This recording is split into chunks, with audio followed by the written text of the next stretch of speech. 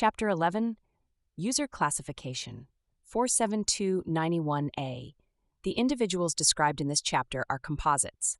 David Chen and Maria Vasquez do not exist as single persons. They are drawn from documented patterns across active and settled online sports betting litigation. The Massachusetts Gaming Commission's 2025 analysis of sportsbook VIP programs, WBUR's October 2025 reporting on DraftKings VIP-related lawsuits settled with undisclosed terms, and the published research of responsible gaming specialists who have studied VIP program practices across the online sports betting industry. The behavioral targeting capabilities, host interaction patterns, and promotional strategies described in this chapter are drawn from these public records and from broadly documented industry practice. Specific quoted language, internal dashboard labels, dollar figures, and performance metrics rendered within the composite narratives are representational, illustrative of documented patterns rather than verbatim reproductions of proprietary DraftKings documents. The composite method is used to render with fidelity the systemic patterns these experiences reveal. David Chen had a system.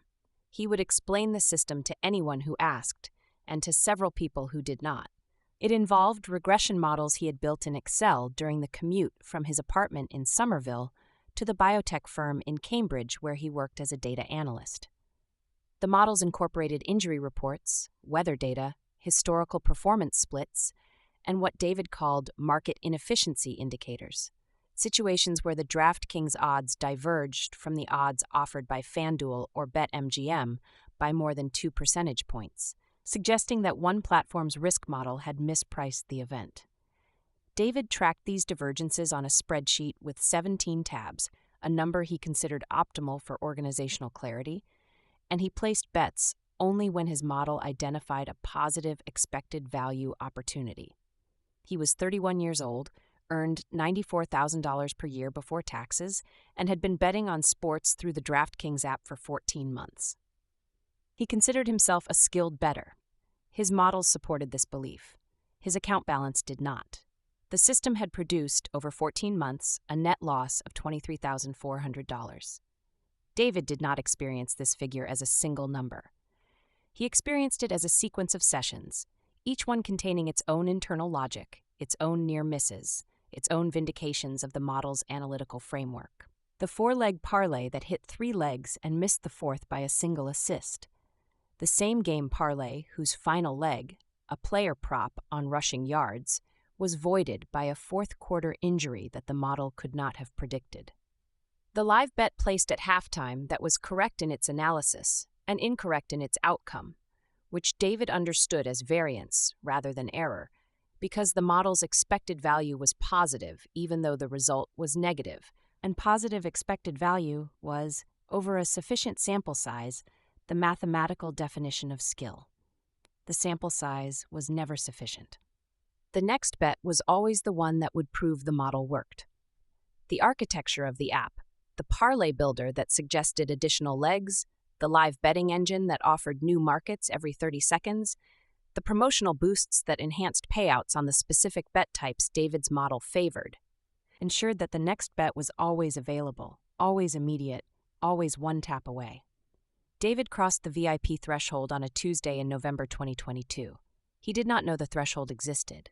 The system's classification criteria were not disclosed to users. What David knew was that on Wednesday morning he received an email from a person named Amanda, whose signature line read, VIP host, DraftKings. The email was warm, brief, and personal. It addressed him by first name. It congratulated him on his engagement with the platform. It offered a direct phone number and an invitation to contact Amanda for anything he needed. Exclusive promotions, faster withdrawals, or someone to talk to about his betting strategy. David read the email twice. The second reading produced a sensation he would later describe to a friend over beers as feeling like he had been promoted. The VIP program that assigned Amanda to David's account operated along lines widely documented across online sports betting litigation and regulatory reporting. Programs of this type classify users into tiers based on composite scores that typically weight deposit volume, betting frequency, loss tolerance, and a reinvestment rate metric. the percentage of winnings a user deposits back into the platform within a defined post-payout window. The reinvestment rate is the metric such systems prize because it predicts a user's long-term revenue contribution with greater accuracy than deposit volume alone. A user who wins $500 and withdraws the funds is worth the $500 in household the prior wagers generated. A user who wins $500 and bets it back is worth the $500 plus the household on every subsequent wager that $500 funds, compounding through the vigorish until the balance reaches zero. David's reinvestment rate was 91%. The classification algorithm assigned David to the tier at which a dedicated host was assigned. Lower tiers received automated promotional offers. Higher tiers received hosts with progressively smaller client rosters and larger promotional budgets.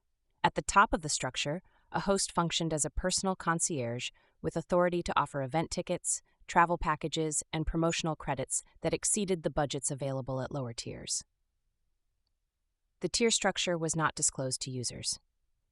Users experienced the VIP program as a personal relationship with a person who remembered their name, inquired about their weekend, and occasionally offered them a promotional bonus that felt like a gift between friends.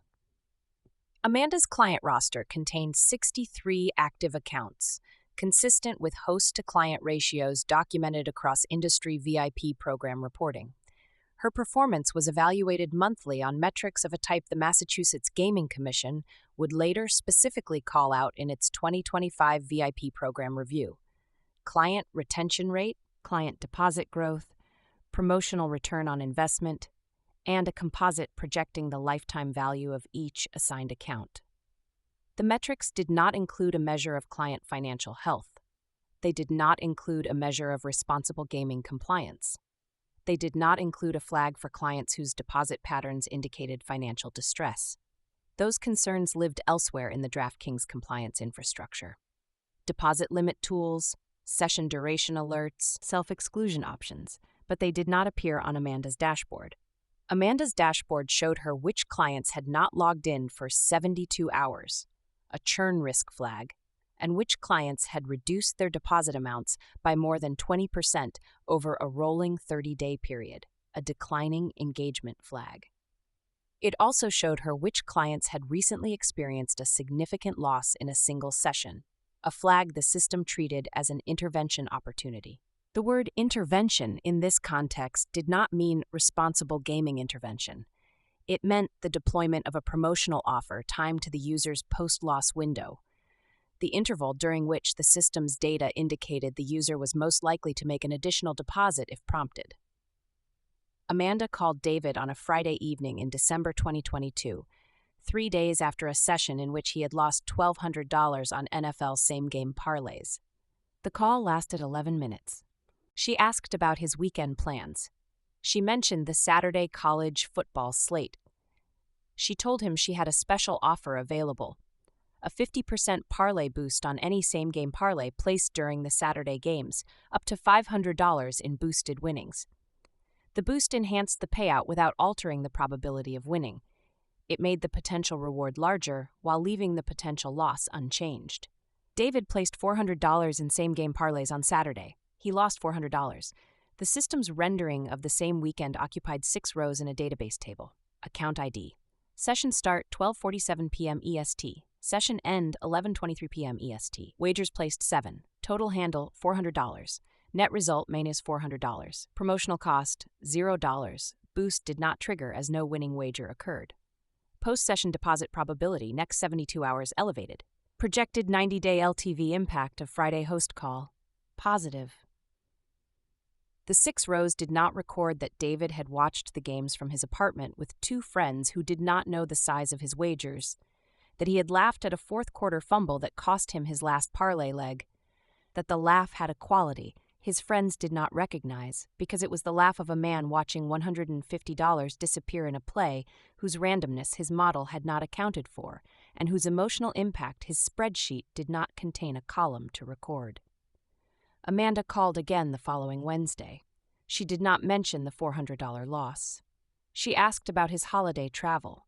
She mentioned an upcoming NFL playoff promotion. Her dashboard indicated that David's post-loss deposit probability had increased following the Wednesday call. The model was learning from Amanda's interactions.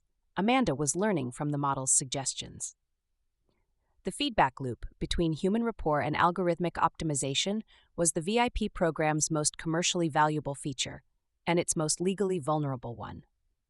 Maria Vasquez opened the DraftKings app for the first time in March 2021 during a maternity leave that had coincided with a pandemic that had confined her to a 2-bedroom apartment in suburban Philadelphia with a newborn, a 3-year-old, and a husband whose restaurant management job had been reduced to 4 days a week. She was 36. She had a nursing degree from Temple University and worked as a labor and delivery nurse at a hospital whose name she would later request be redacted from court documents. She downloaded the app because a coworker had mentioned a promotion during a shift change, the same mechanism by which Sarah Martinez, the composite in the prologue, had entered the ecosystem because the mechanism was systemic, not incidental. Maria's first deposit was $25. She lost it on a single NFL moneyline bet. She deposited $25 more the following Sunday. She won $45. The win produced a neurochemical event whose specifics are documented in gambling addiction research, a dopamine release in the nucleus accumbens that encoded the experience as rewarding and created a prediction error signal that the brain interpreted as evidence that the activity should be repeated. Maria was not aware of the neurochemistry. She was aware that winning felt good, that losing felt temporary, and that the app was available during the 2 a.m. feedings when the apartment was dark and the baby was nursing, and the only light in the room was the phone screen. Maria's deposits increased gradually through the spring and summer of 2021. By September, her monthly deposits averaged $600. By January 2022, the average had reached $100. By May 2022, $2,200. The progression was not linear. It was punctuated by wins that validated the behavior, losses that motivated recovery attempts, and a rising baseline of deposit amounts that the system's models tracked with the dispassionate precision of a medical monitor recording a patient's deteriorating vital signs. The system classified Maria as a VIP candidate in July 2022. Her cumulative losses at that point were approximately $14,000. Her reinvestment rate was 94%. Her session timing data, late-night deposits, increasing frequency during periods when her husband's work schedule left her alone with the children, matched a behavioral cluster the model associated with what platforms of this type classify as high emotional engagement. The phrase, or something like it, appears repeatedly across industry reporting on sportsbook VIP program operations. It sits in a column adjacent to deposit probability and projected LTV impact. It does not sit adjacent to any column labeled isolation or postpartum depression or financial stress. Those were not variables these models had been built to track. Maria was assigned a VIP host named Kevin. Kevin introduced himself via email on a Thursday morning. The email was identical in structure to the email Amanda had sent David. Warm, personal, congratulatory. Kevin offered his direct number. Maria saved it in her phone. Kevin's emails and occasional phone calls were, during a period of her life that she would later describe as the loneliest she had ever been, among the only adult conversations she had outside of work that were not about her children's feeding schedules or her husband's shift rotations. The guidance that shaped Kevin's approach to VIP clients was recognizable across the industry. Build genuine rapport, show interest in clients' lives beyond the platform, position the operator's product as a valued part of the client's entertainment and social life. The instructions, at face value, were not cynical. They reflected a customer service philosophy any hospitality business would recognize. Make the customer feel valued, and the customer will return. The distinction between hospitality and exploitation was not in the host's intentions. It was in the host's dashboard. Kevin's dashboard told him that Maria's deposits had declined by 18% in the second week of August 2022. The declining engagement flag triggered an automated suggestion. Deploy a promotional offer within 48 hours. Kevin sent Maria a text message. Hosts were authorized to communicate via text with clients who had opted in, offering a $100 bonus credit with a 30-day wagering requirement. Maria used the credit. She deposited an additional $300 of her own money in the same session. Her deposit decline reversed. Kevin's retention metric held. In October 2022, Maria sent Kevin an email that read, "In its entirety, Kevin, I think I need to slow down. I've been spending too much. Can you help me set some limits?" In the composite rendering, Kevin forwards the email to his supervisor. The supervisor's response is of a type well documented in the broader pattern of sportsbook VIP litigation and regulatory review. Acknowledge the customer's concerns, point her toward the deposit limit tools and the responsible gaming page, and in the same exchange, flag the account for the holiday retention campaign. Declining users who self-identify as concerned register in systems of this type as a high churn risk. The same data shows they convert, when reapproached, at rates that exceed the platform average. The concern is logged. The retention campaign is queued. Kevin called Maria the following day. He acknowledged her concerns. He described the deposit limit tools available in the app's settings. He told her he understood that many of his clients took breaks, that the platform would be there whenever she was ready. He also mentioned before hanging up that a special holiday promotion was coming, a deposit match that would double her next deposit up to $500. Maria set a deposit limit of $200 per week. The limit took effect within 24 hours. 3 weeks later, she removed the limit. 4 days after removing the limit, she deposited $800. By January 2023, Maria's cumulative losses exceeded $41,000. Her husband had discovered the extent of the spending in December, when a joint credit card statement revealed charges that Maria had been concealing by opening a secondary checking account funded through a cash advance on a credit card whose existence her husband did not know about. The cash advance carried an interest rate of 24.99%. The secondary checking account had been opened online during a 1 a.m. session in October between a losing parlay and a deposit funded by the new account. The sequence, loss, new account, deposit, loss, had taken 14 minutes. The interest charges alone would add approximately $850 per month to the household's obligations. The discovery produced a conversation at the kitchen table after the children were asleep. It involved their mortgage, $2,340 per month, currently one payment behind. It involved daycare, $1,800 per month for 2 children, with the wait list for the less expensive provider stretching to March.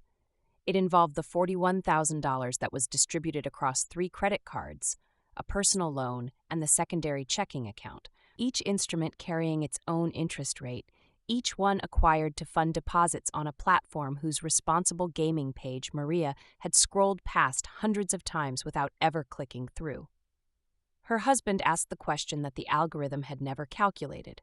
How do we pay for this? Maria did not have an answer. The app had an answer. The app's answer was a push notification delivered at 11:31 p.m. on the night of the conversation, offering a $75 bonus credit. Maria's phone was in her purse. She did not open the notification. The system recorded the non-response. Maria self-excluded from DraftKings in February 2023. The self-exclusion process required her to navigate to the responsible gaming section of the app's settings, confirm her identity, and select a duration. She selected permanent. The system processed the request. Her account was deactivated. Kevin's dashboard registered the deactivation. Kevin's roster declined by 1 active client. Kevin's retention metric was adjusted accordingly. The system did not record the conversation in December. It did not record the secondary checking account or the cash advance or the mortgage payment that was 31 days late. It recorded the self-exclusion as a data point, the date, the duration, the account classification at the time of deactivation. The data entered the model. The model learned what users with Maria's behavioral profile, high reinvestment rate, late-night session concentration, prior deposit limit modification, VIP host engagement with emotional rapport indicators, predicted about other users who shared those characteristics. The model did not learn what the self-exclusion meant. It learned what the self-exclusion predicted. By 2025, DraftKings was defending VIP program claims across multiple jurisdictions. In the Eastern District of Pennsylvania, Loewy plus Loewy filed Walker et al. V. DraftKings, case number 225CV01995, in April 2025, alleging deceptive promotional practices and VIP program targeting. In Massachusetts Superior Court, the Public Health Advocacy Institute Scanlon et al. V. DraftKings, 2484CV01099 BLS2, focused on the $1,000 deposit bonus promotional structure, continued through discovery after Judge Deborah A. Squires Lee denied the bulk of DraftKings' summary judgment motion in February 2026. In October 2025, WBUR reported that 2 additional high-profile DraftKings VIP lawsuits had been settled earlier that year with terms undisclosed. Chapter 12: The Golden Nugget and the Lottery Ticket. The spreadsheet that Matt Kalish presented to the DraftKings Board of Directors in the summer of 2021 contained a single visualization that told the company's strategic story more efficiently than the 47 slides that preceded it. The visualization was a funnel. At the top, the widest band, was a label, Mass Market Lottery. Below it, narrowing, Sports Fans DFS. Below that, Sports Bettors Sportsbook. Below that, High Engagement Parlays Live. At the bottom, the narrowest band, the destination toward which every layer above it was engineered to deliver users, iGaming Casino. Each band was annotated with 2 numbers. The first was the estimated population of Americans who participated in that product category. The second was the average revenue per user that DraftKings extracted from customers in that band. The numbers widened as the funnel narrowed. Lottery, 150 million Americans, average revenue under $5 per user per year for the operator. DFS, 10 million users, average revenue approximately $40 per user. Sportsbook, 30 million projected legal bettors by 2025, average revenue climbing from approximately $40 per user in 2019 to $130 by 2023 and $125 by 2025 as the single wallet architecture migrated users into higher margin products, the ARPMUP progression the company had disclosed across its quarterly and annual SEC filings. Casino, a smaller population, but an average revenue per user that exceeded any other category in the ecosystem.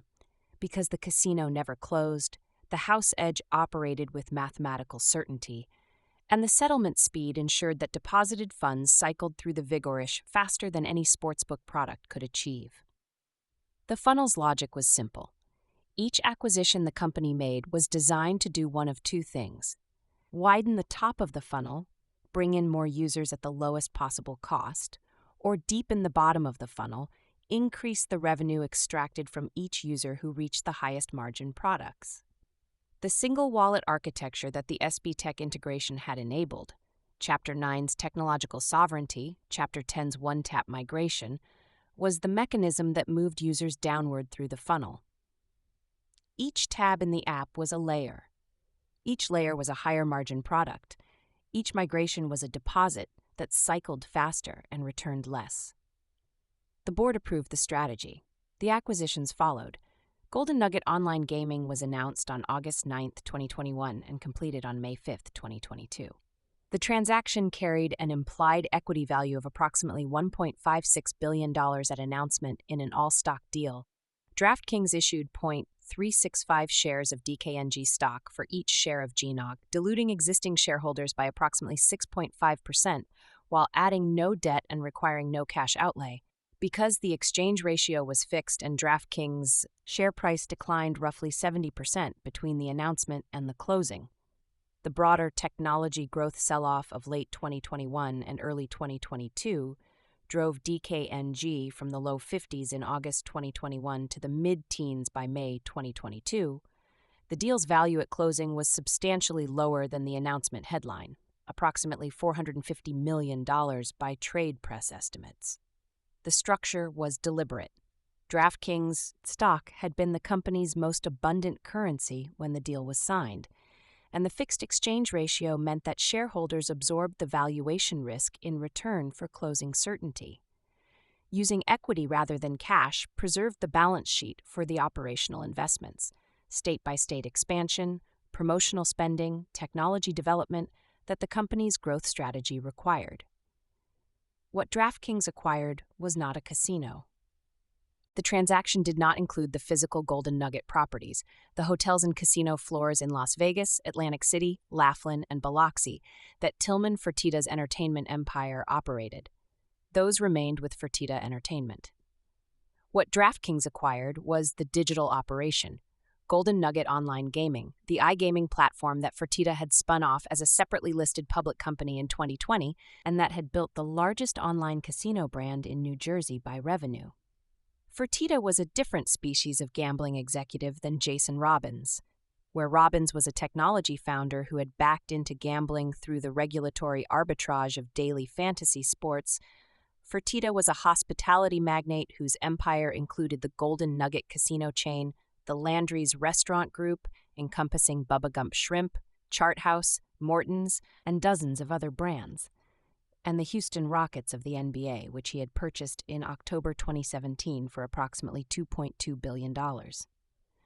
Fertitta understood the physical casino's economics, the floor layout that channeled foot traffic past the slot machines, the complimentary drinks that extended session times, the VIP host's handshake that made a $10,000 loser feel like a winner. What Fertitta understood less fluently was the mobile interface, the algorithmic targeting, the cross-selling architecture that could replicate the physical casino's revenue dynamics inside a phone screen. The separation of GNOG from Fertitta Entertainment acknowledged the division. Fertitta kept the buildings, DraftKings acquired the software. The commercial agreement that accompanied the deal, making DraftKings the exclusive daily fantasy, sports betting, and iGaming partner of the Houston Rockets and granting DraftKings retail sportsbook presence at Fertitta's Golden Nugget properties, ensured that both parties benefited from the other's strengths. The acquisition delivered three assets whose combined value exceeded their individual worth. The first was the database, more than 5 million registered customers, characterized by Robins in the August 2021 acquisition announcement as predominantly online casino players rather than sports bettors, users who had come to Golden Nugget for casino products, slots, blackjack, roulette, live dealer games rather than for sports betting. DraftKings' existing database was overwhelmingly male, overwhelmingly sports-focused, and overwhelmingly concentrated in the sportsbook and DFS verticals. The Golden Nugget database was demographically different, older on average, more balanced in gender composition, and habituated to casino products whose margin profile exceeded anything the sportsbook generated. The databases were complementary. Combined, they gave DraftKings a customer population that spanned the full spectrum of digital gambling engagement, from the casual fantasy football player to the dedicated online slots user. The second asset was the brand. Golden Nugget carried associations with casino gaming that DraftKings did not. DraftKings' brand identity was sports, the green crown, the fantasy lineup, the parlay builder, the pregame money line. That identity was an asset in the sportsbook vertical and a limitation in the casino vertical. A user who associated DraftKings with NFL betting might not intuitively think of DraftKings as a destination for digital blackjack. A user who associated Golden Nugget with casino gaming would. The dual brand strategy that Robins described in the acquisition announcement, maintaining both the DraftKings Casino and Golden Nugget online brands within the same ecosystem, was designed to capture both associations. One brand for sports, one brand for casino, one wallet for both. The third asset was the technology migration opportunity. Golden Nugget Online Gaming operated on a third-party technology platform, a licensing relationship whose fees consumed margin in the same way Kambi's fees had consumed sportsbook margin before the SBTech integration. By migrating Golden Nugget's casino operations onto DraftKings' proprietary platform, the company could eliminate third-party technology costs, integrate the casino products into the single wallet architecture, and achieve what the investor presentation described as $300 million in expected synergies at maturity, a figure that combined cost savings from the platform migration with revenue uplift from cross-selling Golden Nugget's casino customers into DraftKings Sportsbook and DFS products. The synergies were bilateral. DraftKings could cross-sell Golden Nugget casino users into sports betting. It could also cross-sell its existing sportsbook users into Golden Nugget casino products. The single wallet was the mechanism. The tab was the interface. The user who had been playing fantasy football since 2015, betting NFL games since 2018, and building same-game parlays since 2021 now had access within the same app to a casino product whose brand carried the institutional weight of a name that had been associated with Las Vegas gambling since 1946. The iGaming vertical that the Golden Nugget acquisition powered was, by margin profile, the most valuable product category in the DraftKings ecosystem. Sportsbook revenue was subject to the volatility of sporting outcomes. A favorable Super Bowl result for the house could generate hundreds of millions in incremental revenue, while an unfavorable result could cost the company comparable sums. Robbins disclosed across the third and fourth quarter 2025 earnings calls that unfavorable sports outcomes, customer-favorable results in high-profile sporting events that shifted the expected gross gaming revenue balance away from the house, had impacted DraftKings' reported revenue by more than $300 million across the 2 quarters combined. Casino revenue carried no such volatility. The house edge on digital casino products was programmed, not variable. A slot machine's return-to-player percentage did not change based on which team won the Super Bowl. The revenue was mathematically certain, subject only to the volume of wagers processed. The volume was determined by the number of users, the size of their deposits, and the speed at which those deposits cycled through the house edge. All 3 variables were things the company could influence through the cross-selling architecture the funnel was designed to optimize. The migration onto DraftKings' proprietary platform was completed over the course of 2022 and 2023. The process required the same kind of phased technical integration that the SB Tech migration had demanded, replacing a functioning third-party system with a proprietary one while maintaining uninterrupted service for millions of active users. When the migration was complete, every Golden Nugget online gaming customer's funds were accessible through the DraftKings single wallet. The Casino tab in the DraftKings app now offered 2 brands. The Sportsbook user was 1 tap from Golden Nugget Slots. The Golden Nugget Slots user was 1 tap from a DraftKings parlay. The architecture had absorbed another vertical. Jackpocket was announced on February 15, 2024, pursuant to a merger agreement signed 4 days earlier and valued at approximately $750 million, a deal structure that, unlike the all-stock G transaction, consisted of approximately $412 million in cash, roughly 55%, funded from the company's balance sheet with no capital raise required, and approximately $337.5 million in DraftKings Class A common stock, roughly 45%.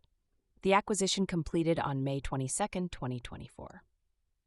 The acquisition's strategic logic occupied a different position in the funnel, not the bottom, where Golden Nugget deepened revenue per user, but the top, where the objective was to widen the population of Americans who entered the DraftKings ecosystem.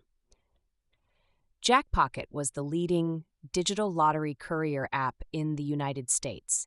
It operated in 18 jurisdictions, 16 states: Arizona, Arkansas, Colorado, Idaho, Massachusetts, Minnesota, Montana, Nebraska, New Hampshire, New Jersey, New Mexico, New York, Ohio, Oregon, Texas, and West Virginia, plus Puerto Rico and the District of Columbia, and provided a mobile interface through which users could purchase official state lottery tickets, Powerball, Mega Millions, state-specific games, without visiting a physical retailer.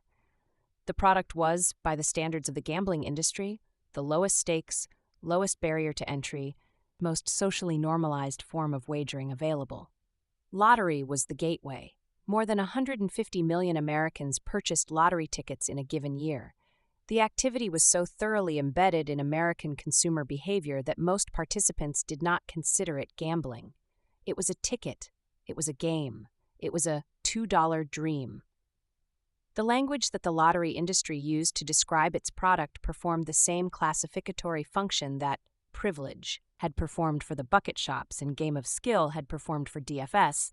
It placed the activity in a cognitive category that the participant did not associate with the risks of gambling.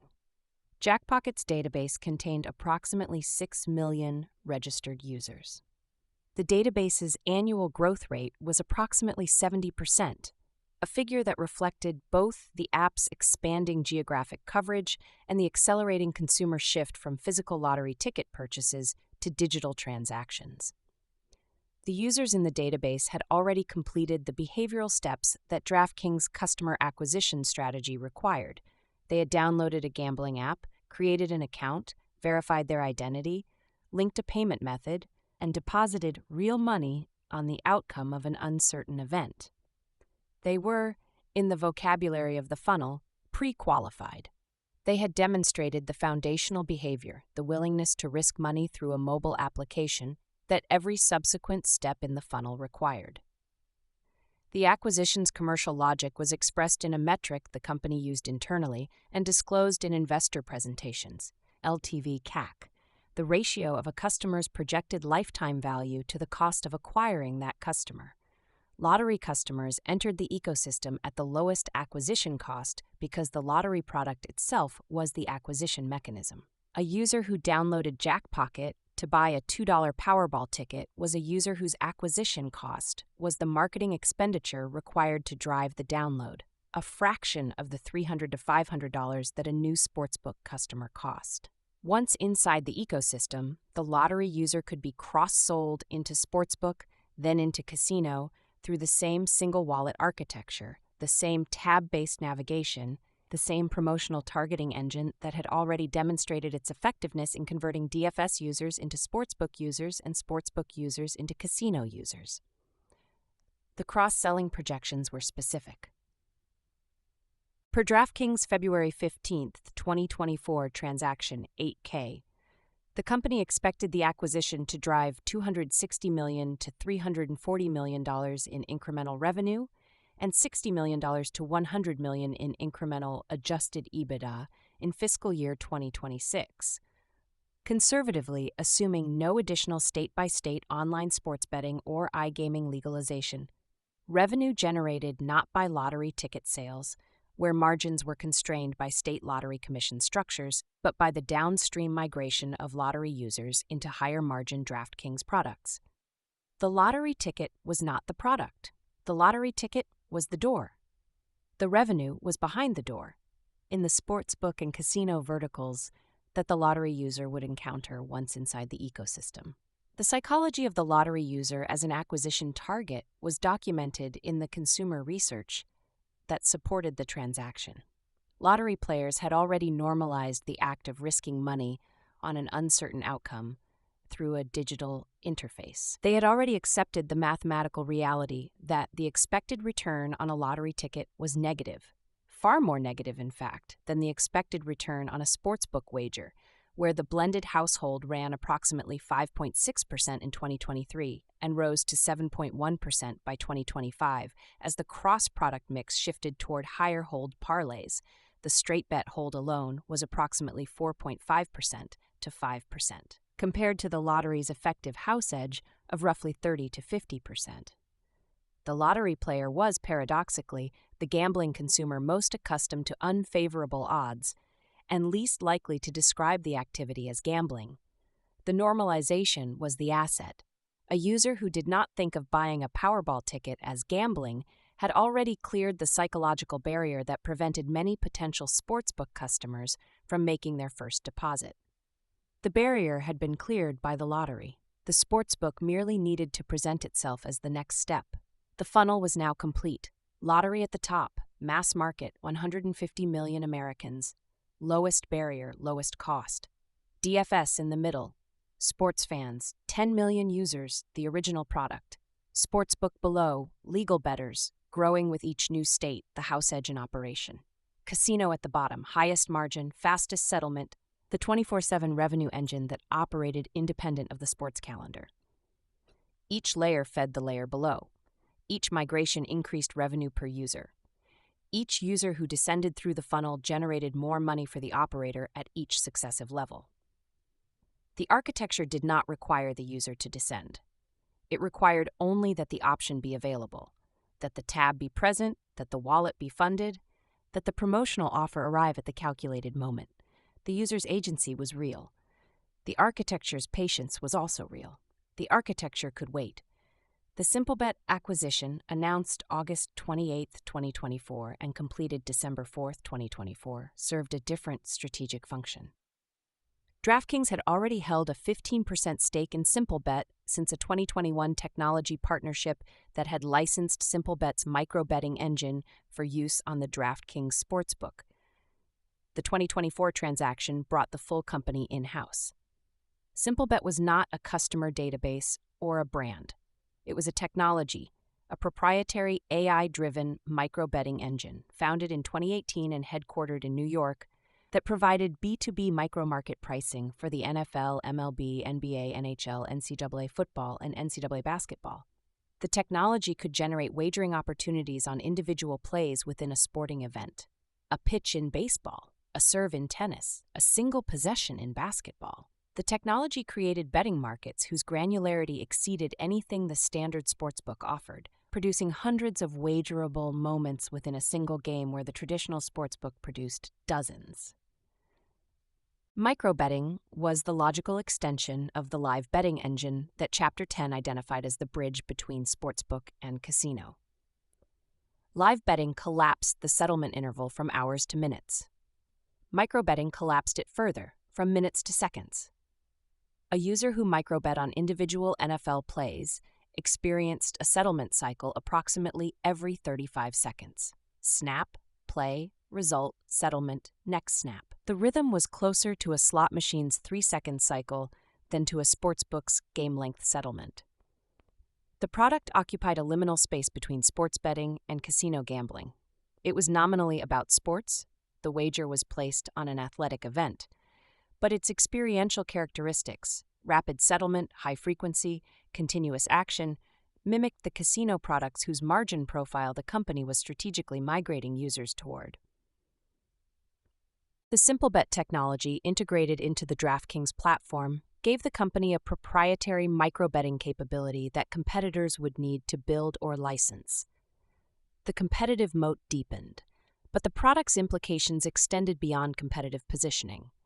Microbetting created a wagering experience whose behavioral characteristics, rapid settlement, continuous action, the absence of natural stopping points, were indistinguishable from the casino products that Chapter 10 documented as the highest margin, fastest cycling products in the DraftKings ecosystem.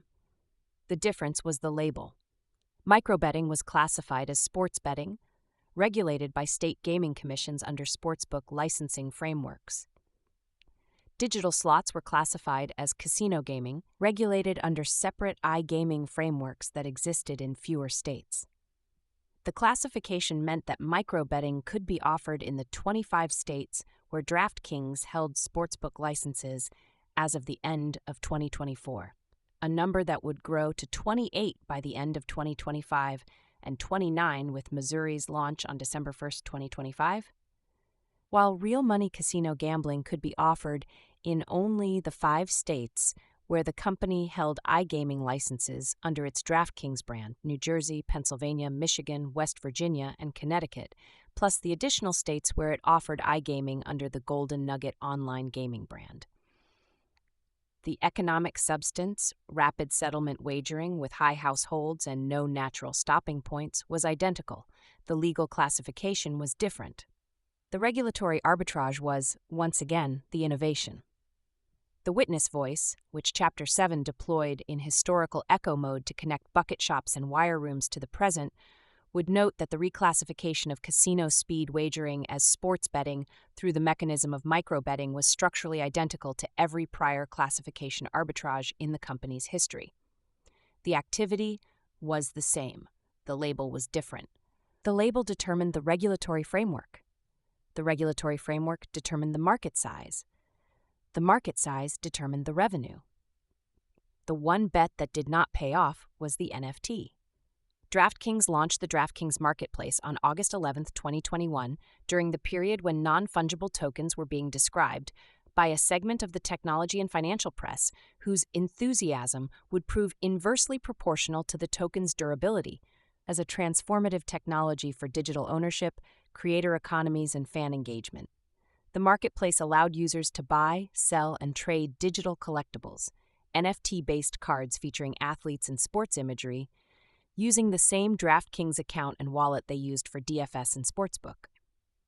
In February 2022, DraftKings extended the marketplace into what the company called gamified NFTs through a new product branded Rainmakers. Users purchased NFT player cards and used them to construct fantasy lineups in contests that offered real money prizes.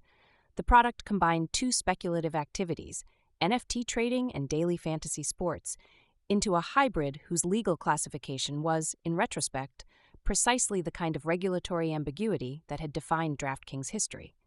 The ambiguity resolved unfavorably. A class action lawsuit was filed in March 2023 by lead plaintiff Justin Dufo in the U.S. District Court for the District of Massachusetts, naming as defendants DraftKings, Jason Robbins, Matt Kalish, and Chief Transformation Officer Jason Park, who had previously served as the company's CFO. The suit alleged that the DraftKings NFTs functioned as unregistered securities under federal securities laws. DraftKings filed a motion to dismiss in September 2023. On July 2, 2024, U.S. District Judge Denise Casper denied the motion to dismiss, applying the Howey test, the 1946 Supreme Court standard for identifying investment contracts, and holding that the plaintiff had plausibly alleged that DraftKings NFTs met all three elements: investment of money, common enterprise, and expectation of profit derived from the efforts of others. The determination was, for a company whose entire corporate history had been defined by the exploitation of gaps between legal categories, an ironic reversal. For once, the classification went the wrong way. The digital collectible that DraftKings had positioned outside the securities regulatory framework was reclassified as the kind of financial instrument that required SEC registration, prospectus disclosure, and the full apparatus of investor protection that the company had not provided. The bucket shop operators of the 1890s would have recognized the dynamic. The label had shifted, the law had caught up. Within weeks of Judge Casper's ruling, DraftKings shuttered both Rainmakers on July 30, 2024, and the NFT marketplace announced August 1, 2024, citing recent legal developments. On February 28, 2025, Judge Casper granted preliminary approval to a $10 million cash settlement of the class action, covering all individuals or entities who had transacted in NFTs within a DraftKings account between August 11, 2021, the marketplace's launch, and the settlement date.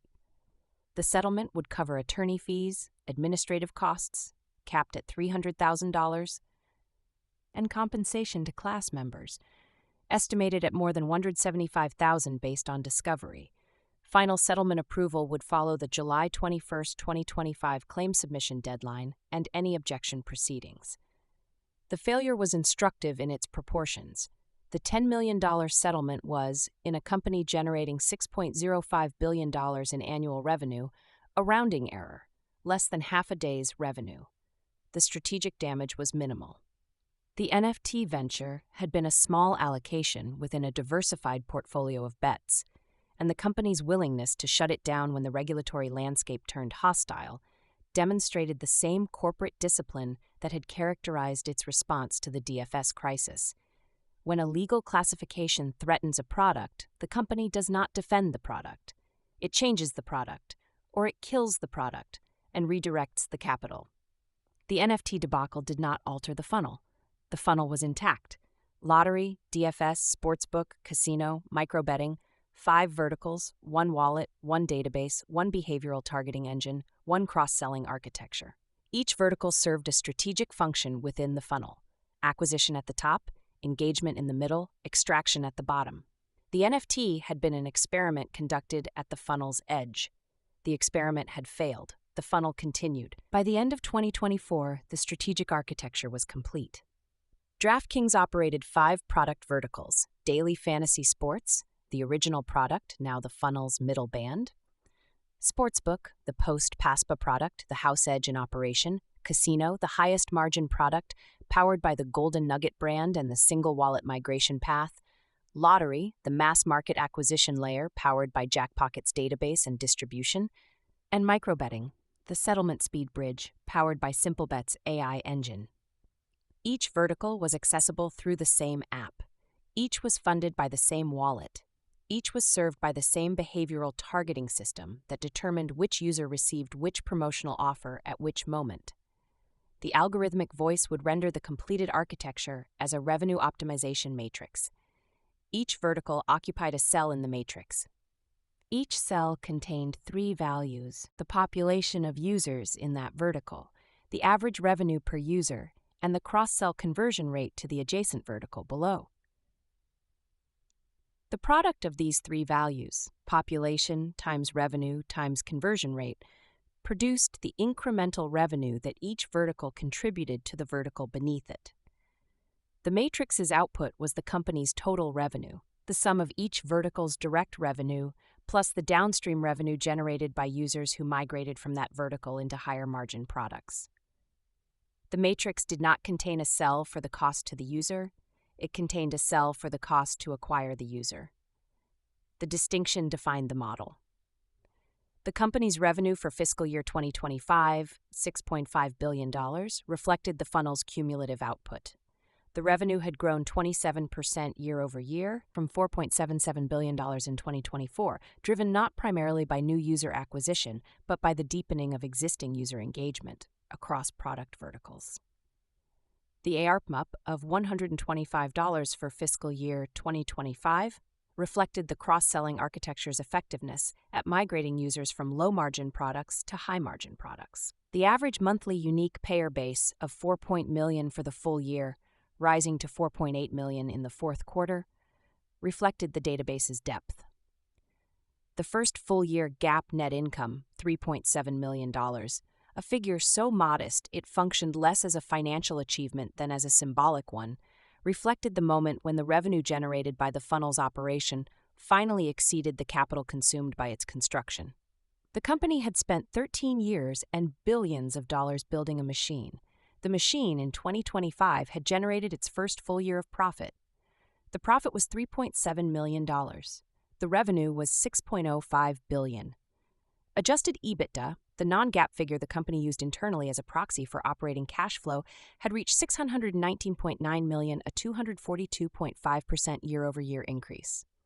The difference between the GAAP net income and the adjusted EBITDA, roughly $616 million consumed by stock-based compensation, depreciation, amortization of acquisition-related intangibles, interest expense, taxes, and the other reconciling items that separate operating profitability from bottom-line accounting income, represented the structural cost of running a publicly traded gambling company that had grown through acquisitions and that compensated its executives substantially in equity. The $3.7 million that remained at the bottom line represented the machine's claim that it could eventually generate more. The company that 3 men had built in a spare bedroom to solve the dead team problem now operated a vertically integrated gambling ecosystem, whose product categories spanned the full spectrum of American wagering behavior, from the $2 lottery ticket to the $500 same-game parlay to the 2 a.m. digital blackjack hand. The ecosystem's architecture was designed so that a user who entered at any level, who downloaded Jackpocket to buy a Powerball ticket, or who created a DraftKings account to play fantasy football, or who tapped the Sportsbook tab to bet a Sunday NFL game, would encounter at every subsequent session the full menu of products, each one a tab away, each one funded by the same deposit, each one carrying a higher margin than the last. The funnel was not a metaphor. It was an architecture. The architecture was not hidden. It was the app. The app was on millions of phones. 4.0 million monthly unique payers on average across fiscal year 2025, rising to 4.8 million in the fourth quarter. And the wallet on each phone was open, and the tabs on each screen were waiting, and the system behind each tab was learning, and the learning was the business, and the business was the house, and the house always won. The high school football coach in New Jersey, who had entered the ecosystem in 2015 to play fantasy football, who had been converted to the sportsbook in 2018, who had been offered the casino tab since 2021, who had not yet tapped it. The coach opened the DraftKings app on a Saturday morning in the fall of 2024 and noticed a new tab he had not seen before. The tab said, Lottery. He could buy a Powerball ticket in the same app with the same money. The tab was green, the wallet was open, the system was patient. The funnel had added another layer above him. The architecture had widened. The coach was no longer at the top of the funnel. He was in the middle. Chapter 13. The Threat, Part 4. The Exchange, 2023-2026.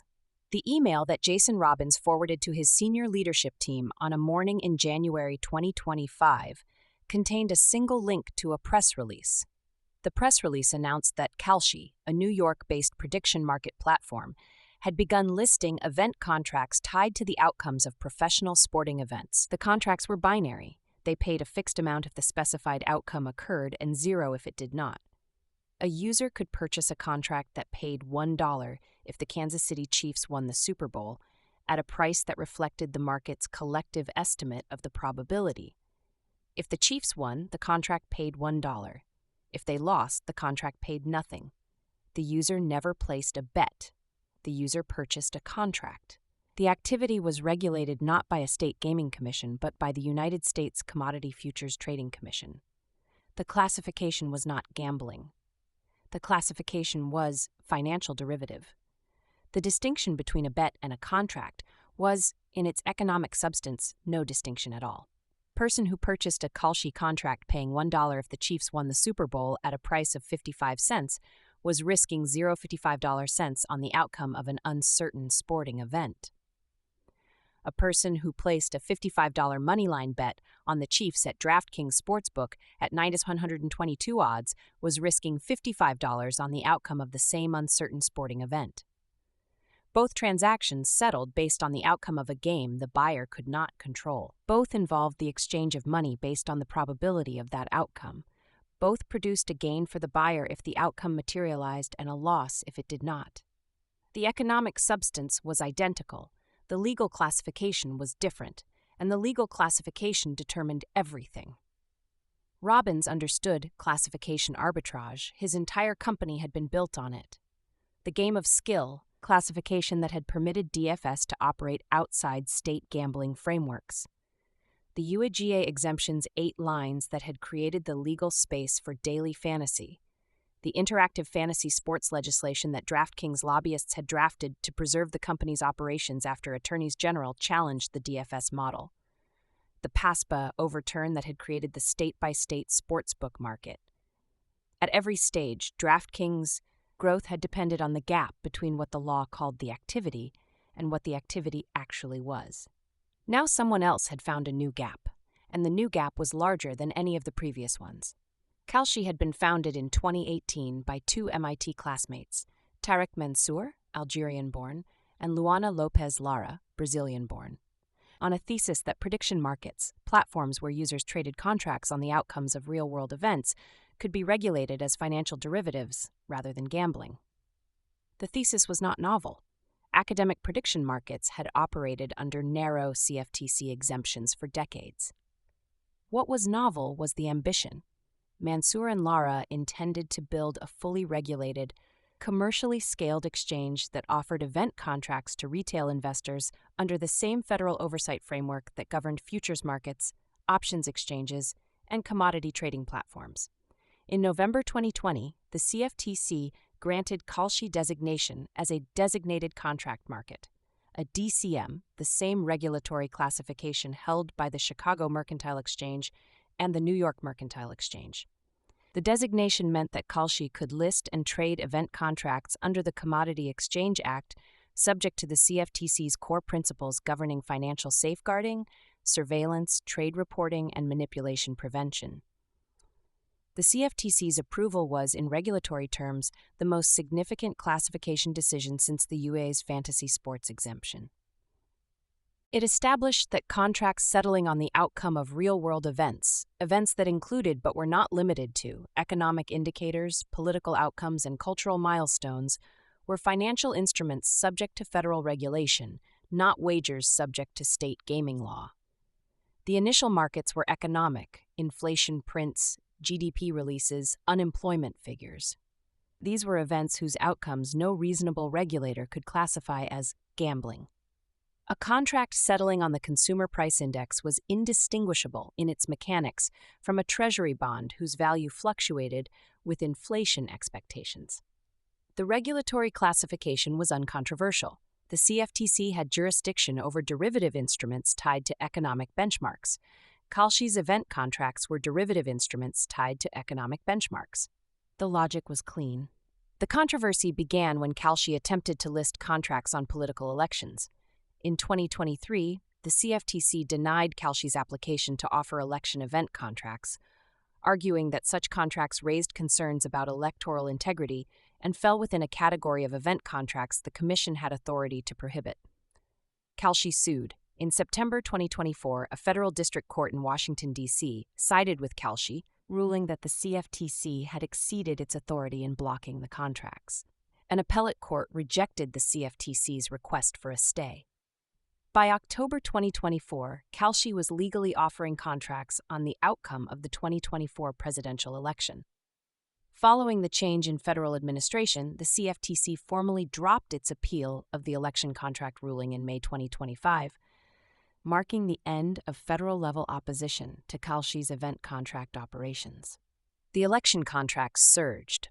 Polymarket, a crypto-based prediction market that had been founded in 2020 by Shane Copeland, and had navigated its own regulatory challenges, including a 2022 CFTC settlement that resulted in a $1.4 million penalty and a requirement to block U.S. access, had already demonstrated the consumer demand. During the 2024 election cycle, Polymarket processed billions of dollars in trading volume on contracts tied to the presidential race, congressional control, and state-level outcomes. The platform's election predictions, derived from the aggregate trading activity of participants who had money at stake, outperformed traditional polling in several high-profile races. News organizations embedded Polymarket odds in their election coverage. Google Finance began displaying prediction market probabilities alongside traditional financial data. The mainstream press covered prediction markets with the kind of fascinated attention that had attended DFS in 2015.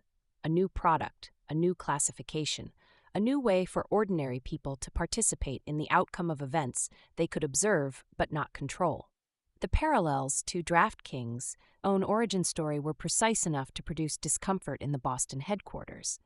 A startup built by young founders who identified a regulatory gap. A product that reclassified an activity most people would call gambling under a label that most regulators were not equipped to challenge. A surge in consumer adoption driven by a culturally resonant event, the NFL season for DFS, the presidential election for prediction markets. A wave of media coverage that amplified awareness and drove downloads. An established industry that initially dismissed the product as a novelty and then, too late, recognized it as a structural threat. Robbins had been the disruptor in 2012. In 2025, he was the disrupted. The experience was clarifying, and then in January 2025, Kalshi listed sports. The threat that sports event contracts posed to DraftKings was not competitive in the ordinary sense.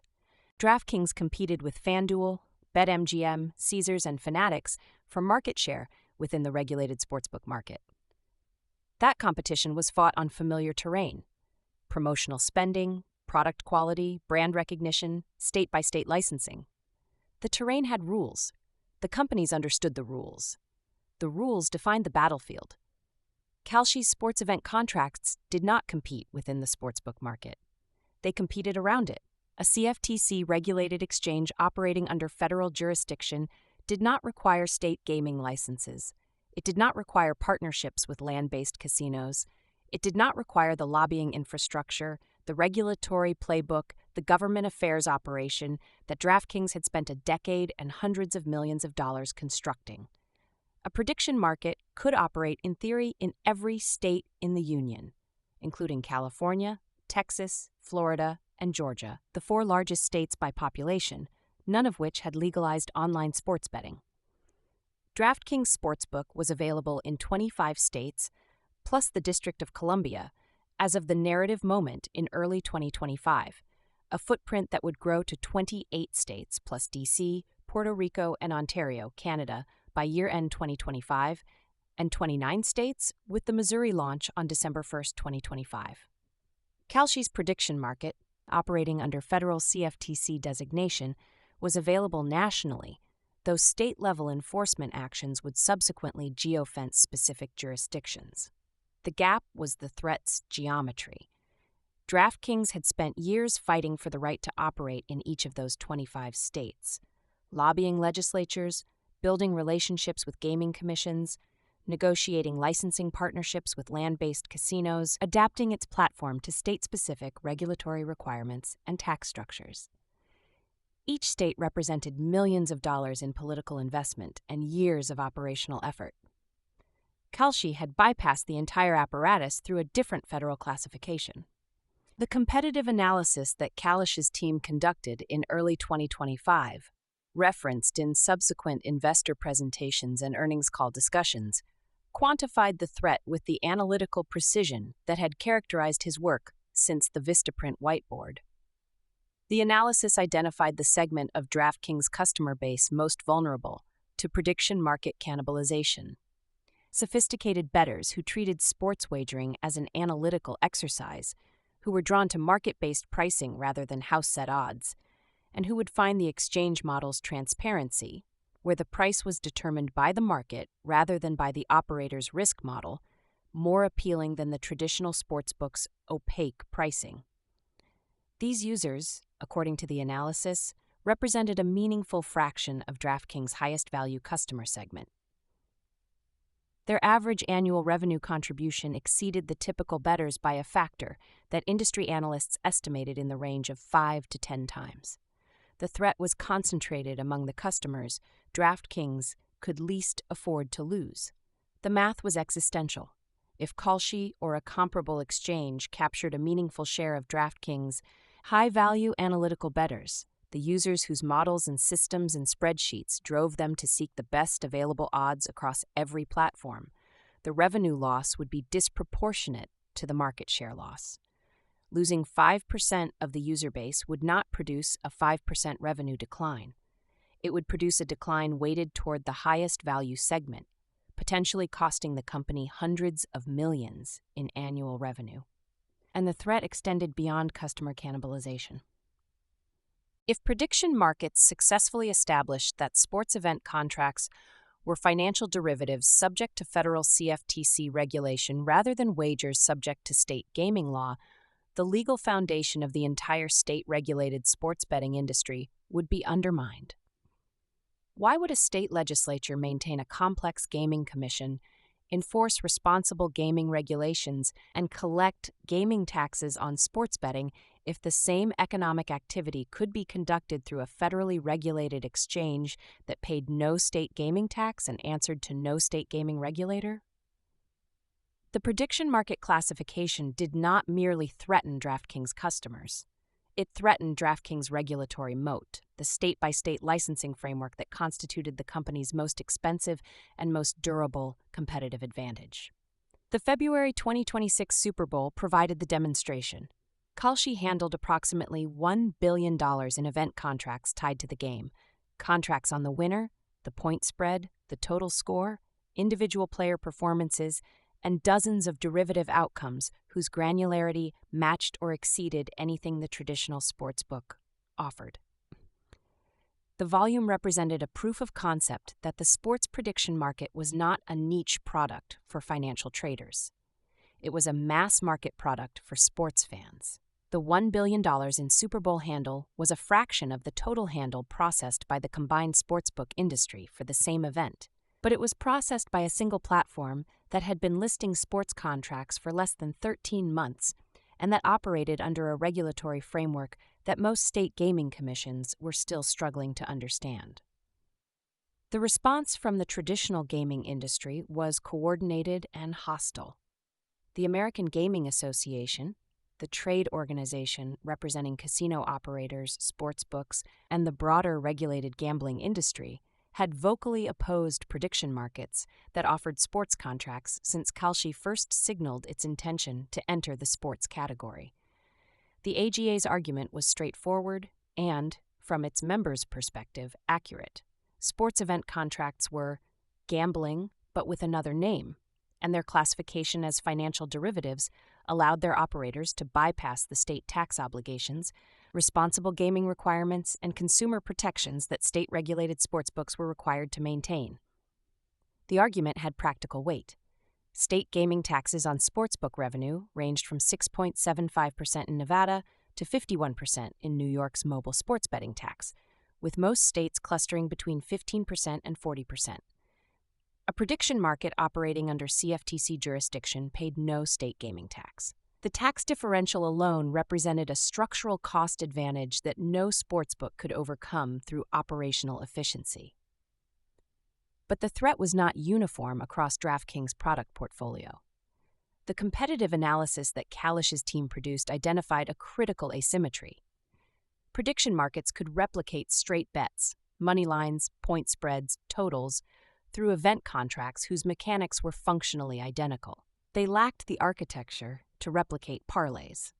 A same-game parlay, the product that Chapter 10 documented as generating 20 to 30% hold percentages, required a correlation engine that calculated the joint probability of multiple outcomes within a single event. This calculation was proprietary, opaque, and controlled by the operator. A prediction market, by its nature, was transparent. The price was determined by the market, not by the operator's model.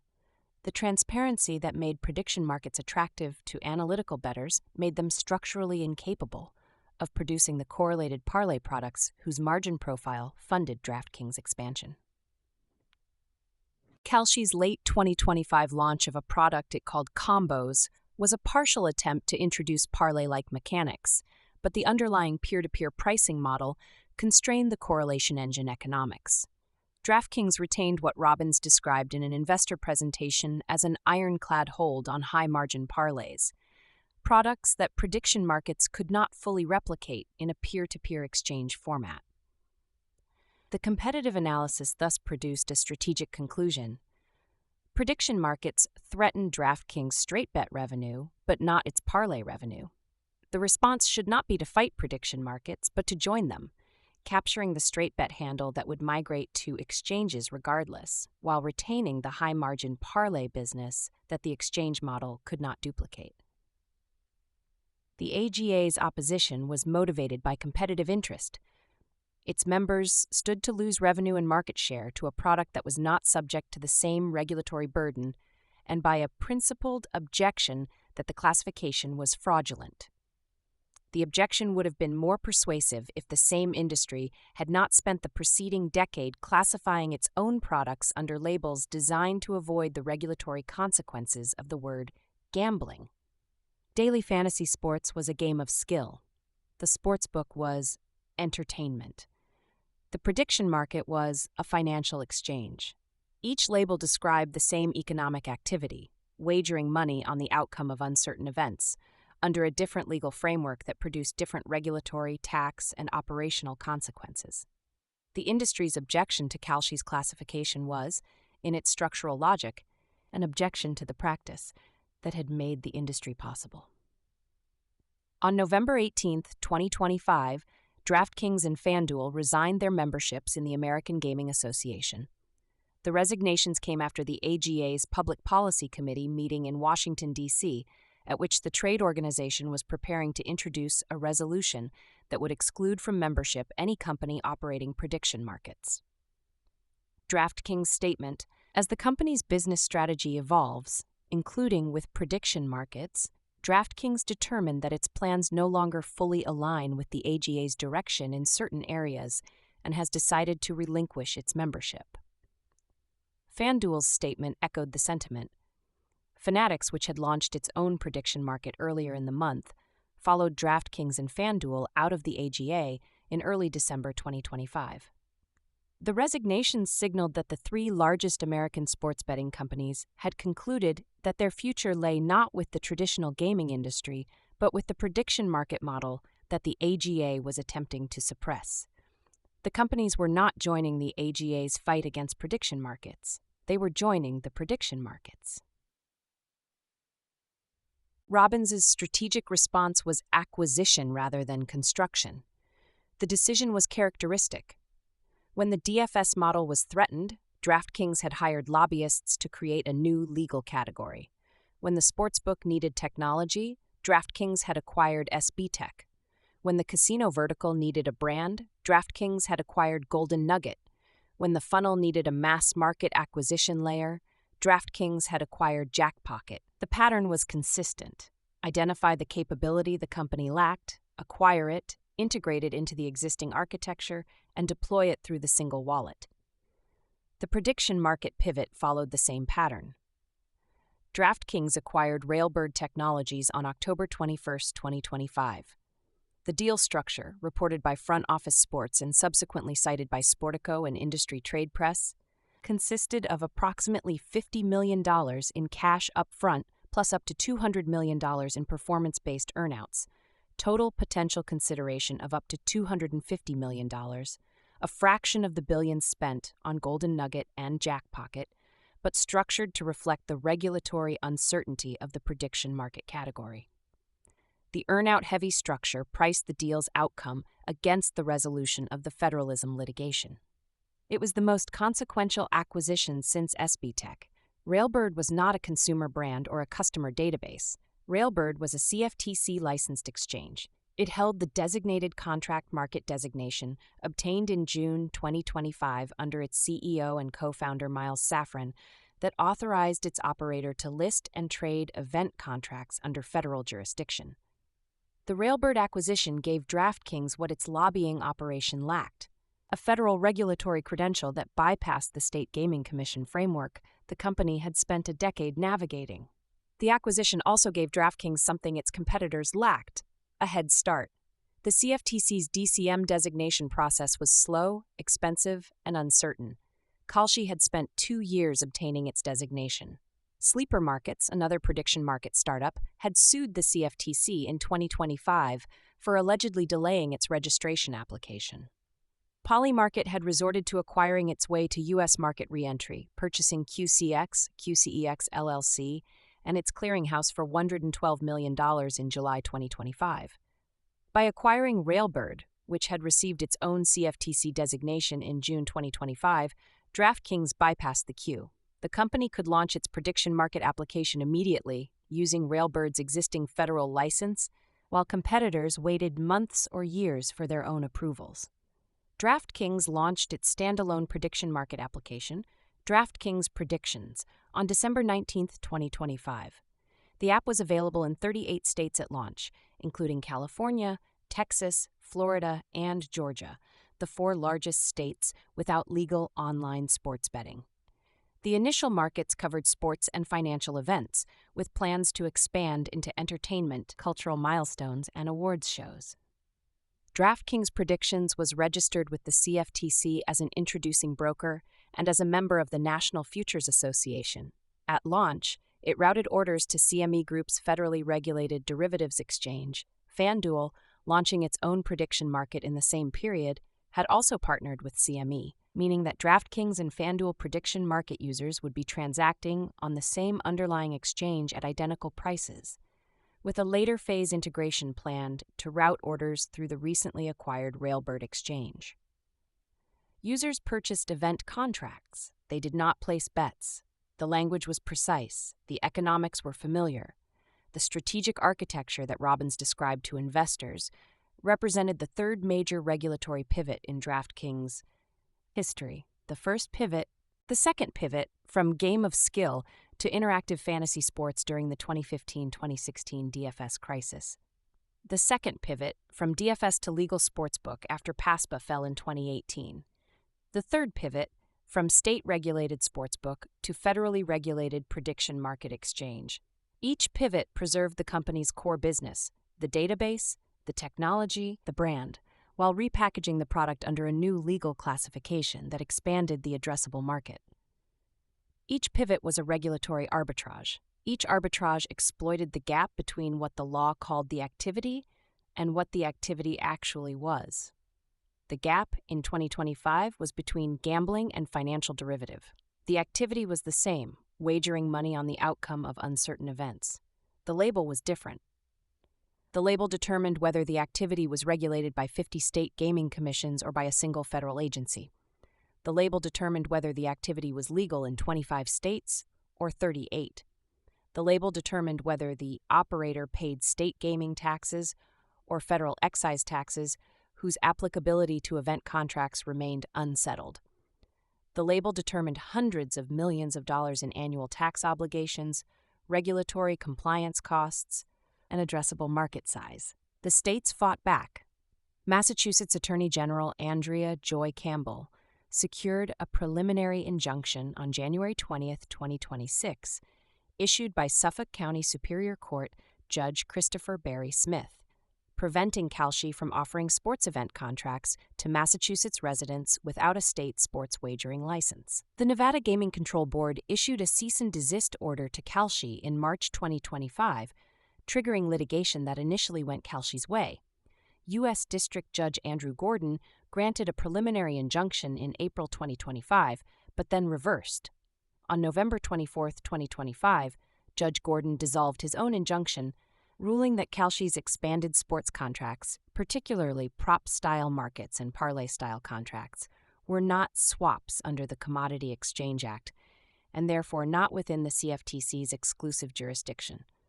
Gordon wrote that Kalshi's interpretation would require all sports betting across the country to come within the jurisdiction of the CFTC and cannot be sustained.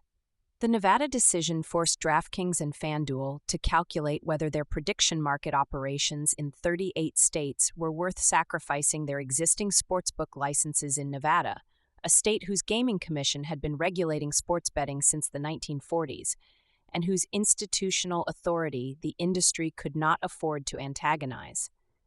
Both companies gave up their prediction market operations in Nevada. The calculation was not simple.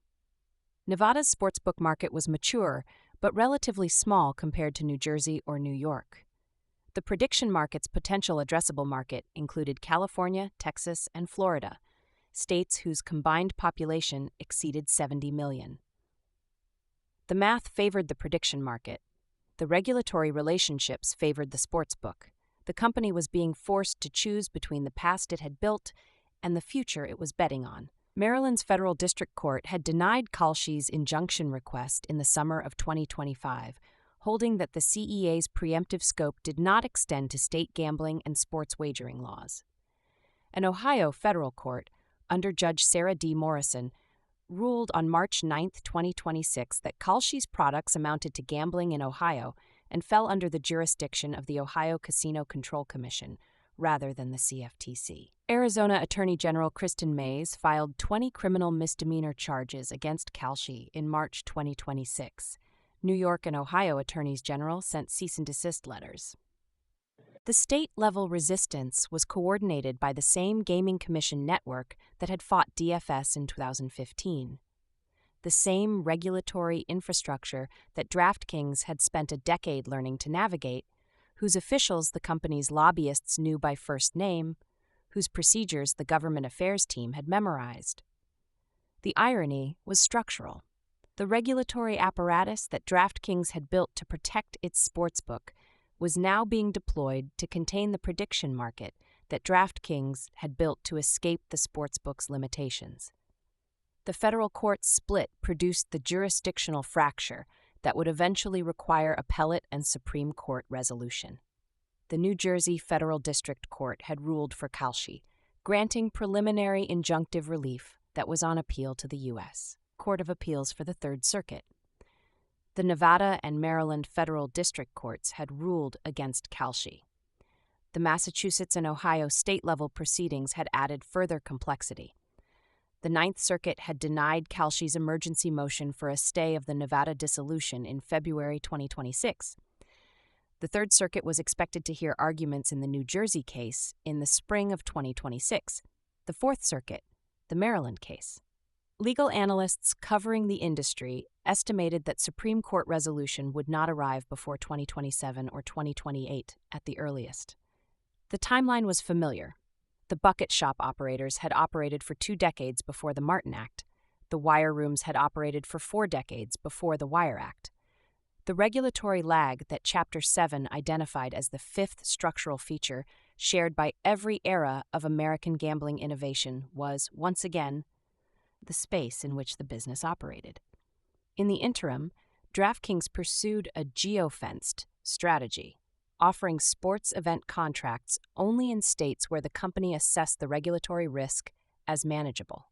The geofencing was itself a regulatory arbitrage within a regulatory arbitrage. The company was selectively deploying its federally regulated product only in jurisdictions where the state-level challenge was least likely to succeed, while maintaining its state-regulated sportsbook in jurisdictions where the prediction market's legal footing was uncertain.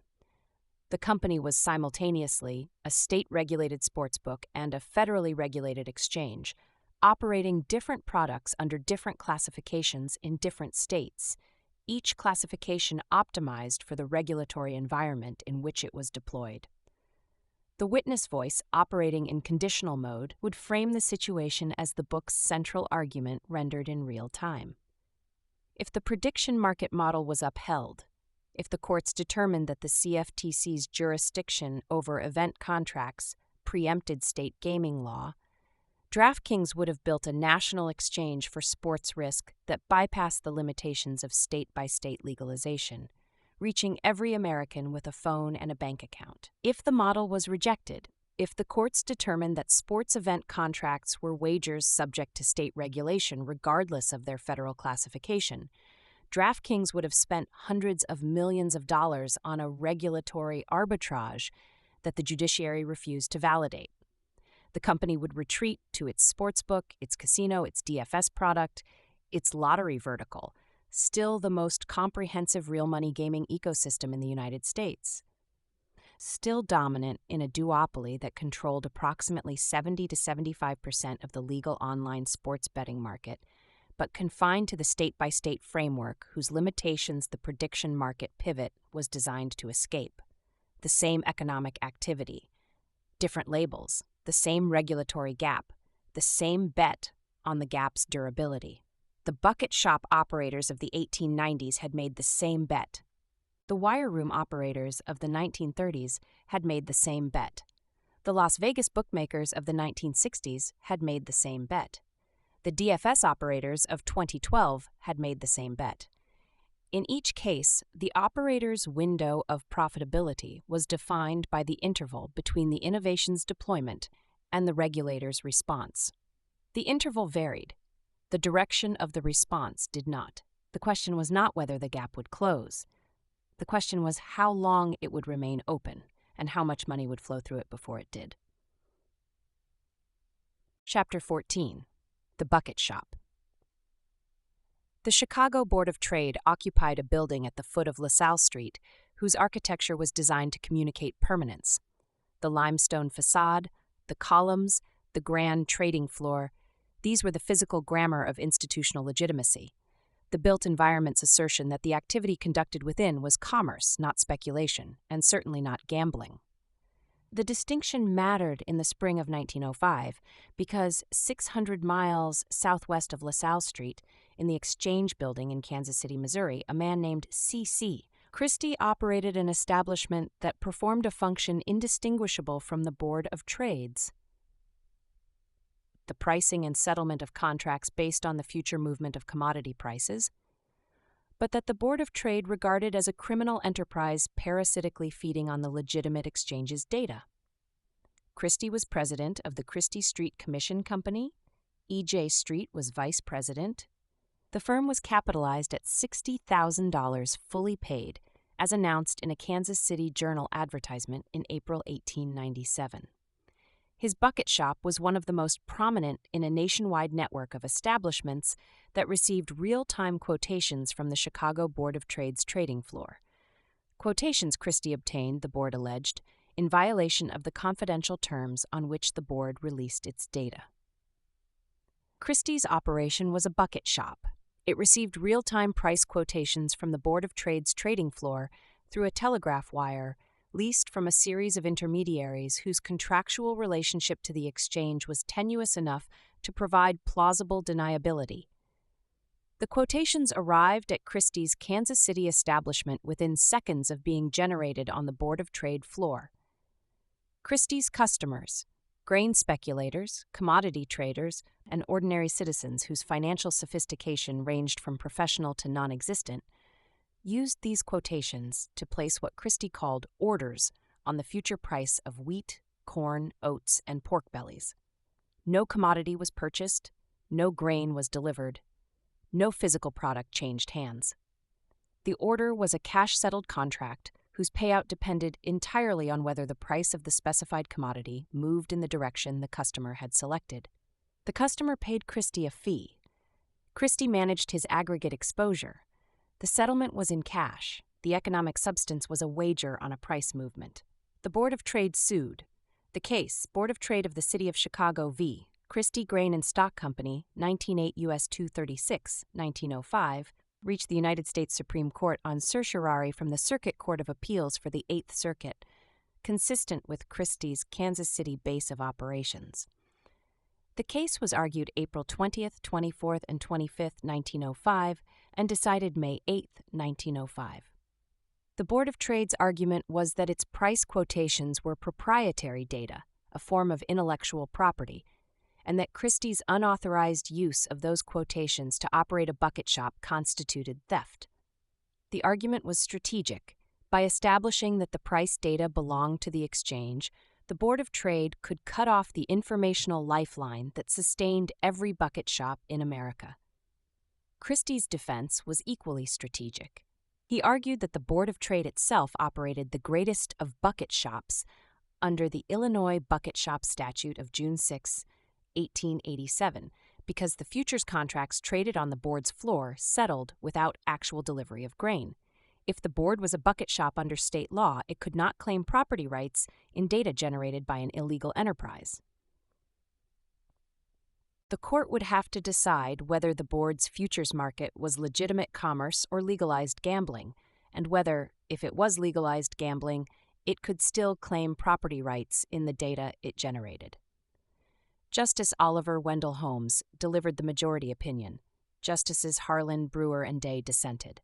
Holmes's ruling was brief and, in its consequences, devastating to the bucket shop industry. Holmes held that the Board of Trade's collection of price quotations stands like a trade secret, and that the board had the right to determine who could receive them. The ruling did not declare bucket shops illegal. It did something more effective. It gave the exchanges the legal weapon to starve them. The Board of Trade and the New York Stock Exchange could now refuse to transmit their quotations to any entity they identified as a bucket shop.